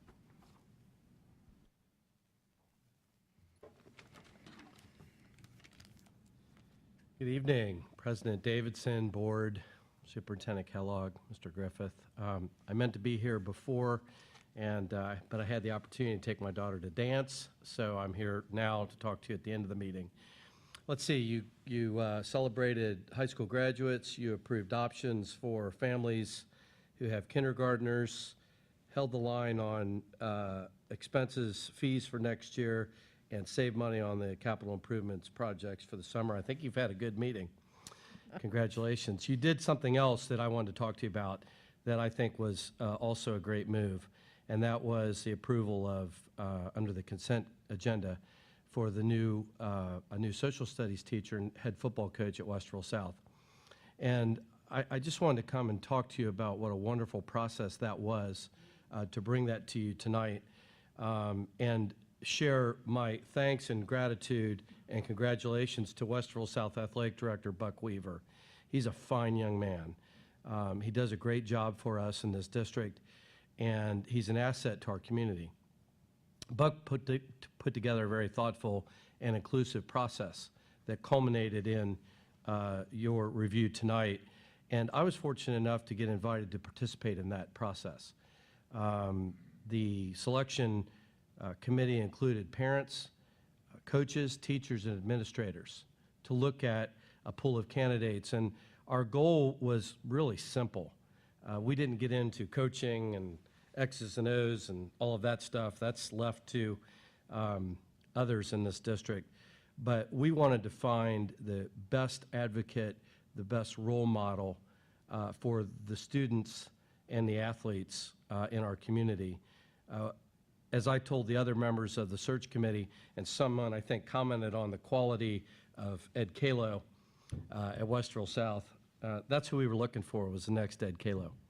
And that's heaping a lot of expectation on anyone, but you have to set your goals high. So there was tremendous interest in this position. I think there were about 80 resumes, applications, and the committee interviewed a number of highly qualified candidates. And what I want to tell you is, from the very beginning, Kyle Stout was our first choice. He's a wonderful young man. Why was he our first choice? Because he came in the interview, and the first thing he started talking about, and he leaned forward, is his passion for teaching. And he talked about those opportunities in Westerville, and we got really excited about that. I think he's a social studies teacher. But also his vision for coaching and helping student athletes develop and achieve their goals. We were very impressed by that. I think that Coach Stout played football at Penn State, so he's played at the highest level, Division I, and I think that he'll be able to help our student athletes understand that process, because Westerville produces an extraordinary number of Division I athletes. And so I think he's well positioned to do that. He's a very accomplished young man, and he is a young man. But so too was a young basketball coach that you hired back in the late 80s, again, Ed Kalo, and he just recorded his 400th victory the other night, and that's quite an accomplishment. So I just wanted to come and let you know about the process and how thankful I am to be able to be a part of that. I think it was very thoughtful. It's just representative of the way we do things in Westerville. It was very inclusive. My hope is that our new coach and teacher will be here. He's a young man. I hope he'll be here 25 years. set his roots down in Westerville like the rest of us have. And I know that he'll be a great example for the students and athletes at Westerville South. And so therefore, I'm very excited for them. So thanks for having me tonight. And wow, what a great meeting. Thank you. Thanks, Rick. Okay, moving on. 14.1, board comments. Who wants to go first? I can start. I'm very short. I just want to say that we have accomplished a lot tonight, and that's true. And I think this is good to have an open discussion about issues and make some decisions. And thanks to the three speakers, because we always appreciate getting the feedback from the community. That's where it is, and we need that. I will say, to emphasize what Mrs. Duffy said, that is important that we get the word out that, you know, all-day kindergarten is not free. And you know, because I guess as a parent, you know, first time for me, I might say, well, yeah, this will be great. You know, I won't have to pay for anything anymore. But at any rate, that is a good suggestion for us to advertise, or to at least include that. So thanks for all, President, that we were able to do tonight. Thank you. It was a great meeting. We have been really putting into place, for the past year, over a year now, putting in place some really good stuff for kids. And sometimes it feels like we're snowballing along, but in actuality, it's not. There's a focus here, and a focus here, and a focus here, and we know that there are several focus areas that still need to be addressed. But it's exciting. And I am so glad to see us moving ahead with all-day kindergarten. There are some things that, you know, I just felt that we had let wait too long, and that this was one of them. So I am so excited about seeing all-day kindergarten come to life. First, quick thanks. Louise, Peg, Rick, great comments this evening. Thank you. Great constructive observations. And you know, calling out Ed and Kalo, we can't, you know, thank Ed enough for his contributions to the district. So thank you for your comments this evening. Second is to the board. I like these meetings. I like these meetings where it's very clear to the community that we're thoughtful, we debate with each other in open forum, we have our different positions, yet we can still come to an agreement and a conclusion and continue to move the district forward. So that's great. The third item is just a call out to our city colleagues. I'm continuing to get more and more excited about the level of participation that we're having with our city counterparts, both in elective government and administration with the city. I think it's important to note that in this community setting because there really is a lot of activity, dialogue, interchange going on with our counterparts. And I'm very, very encouraged about that, you know, going into this year, and that we continue that momentum. And again, I think it's been very productive, helpful, constructive discussions that we've been having. And I've really appreciated it. I had a chance to bump into a couple of city electeds yesterday afternoon, and actually thank them for the opportunities that they've created for us to spend time with them. So. Louise, Peg, and Rick, thank you for what you shared. Louise, I noted the good detail on the arts description as well, and I thought, oh, that's a good template. I liked that as well, so thank you for pointing that out, Peg. I agree with you. It's just really wise for us to get the word out as quickly as we can, as fully as we can. I think you said in your same breath, make sure that people know that there is a cost associated with that. It'll be interesting for people to look at that and how it does impact their taxes. So that's an interesting concept. And Rick, thank you just affirming some of the process that the school went through, that the administration, parents and all went through, and to all of those who are retiring and stepping out and for whatever reason, thank you for your part in this district. And to my fellow Italian, Ed Calo, it's no surprise that he would be so good. And sorry, that was a little side dig there. Sorry, Peg. And to those, all those donations and all of that, I just continue to be thankful for the 4 people that I sit with on this board. 1, 2, 3, 4. I was The gonna say you 4 left people. 2. I'm leaving myself out. Okay. Oh, Going to include them? I said on the board. Oh, okay, sorry. I really am. I am really just the debates and discussion. I just think that's really good. And I am thankful for Bart and John too. But well, you just kind of threw me under the bus there a little bit. It was coming fast. Madam President. I'm done. Okay. I have a couple things. I have a couple things tonight. First, thank you to Dr. Kellogg. Last week, he was invited to speak at the Senate Education Committee. He was one of 12 superintendents in the state of Ohio chosen to stand up for our kids and give his thoughts on the Ohio's assessment system, and he did a phenomenal job, and so thank you, thank you, thank you. First thing there. Second thing, being part of Westerville Education Challenge, all 3 of our high schools last week hosted it. The women and they are women at each of the high schools that help facilitate it, Jen Kirk, Steph Martin, Caitlin Baltima, just do a phenomenal job with this program, getting kids signed up, getting community members. We had over 400 kids, 100 community members. It was such an impactful, positive day. I want to give a big, big shout out to our morning Rotary. I noticed several members that were at 2 of the high schools. So thank you. Thank you for investing in our kids. I really appreciate it. So, which brings me to our last thing. Another shout out to Hawthorne Elementary School, to Kate Mansoniques, a 3rd grade teacher there, as well as Lisa O'Coin, who have started One Hawthorne, One Book. And the whole book is reading The World According to Humphrey. There is a website put together, and it is onehawthorne-onebook.weebly.com. Please, please, please go and check it out. There is a beginning video where Humphrey tours the school and kind of gets acclimated to what's going on. The entire staff has these books. So that is duty aides, cafeteria workers, teachers, principals, bus drivers are reading this book.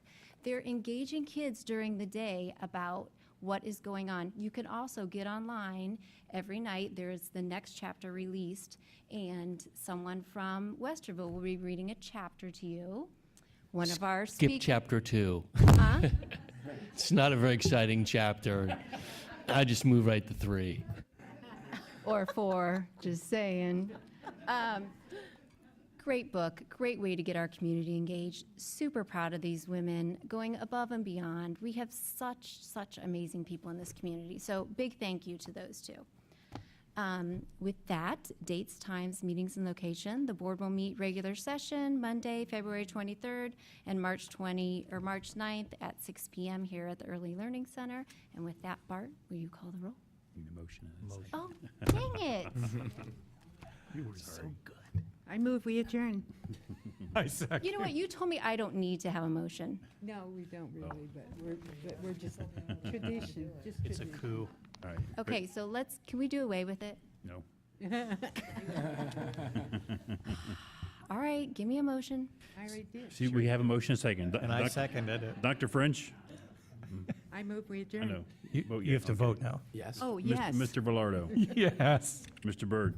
Yes. Dr. Nestor Baker? Yes. Mrs. Davidson? Yes. Turn. She wants to go to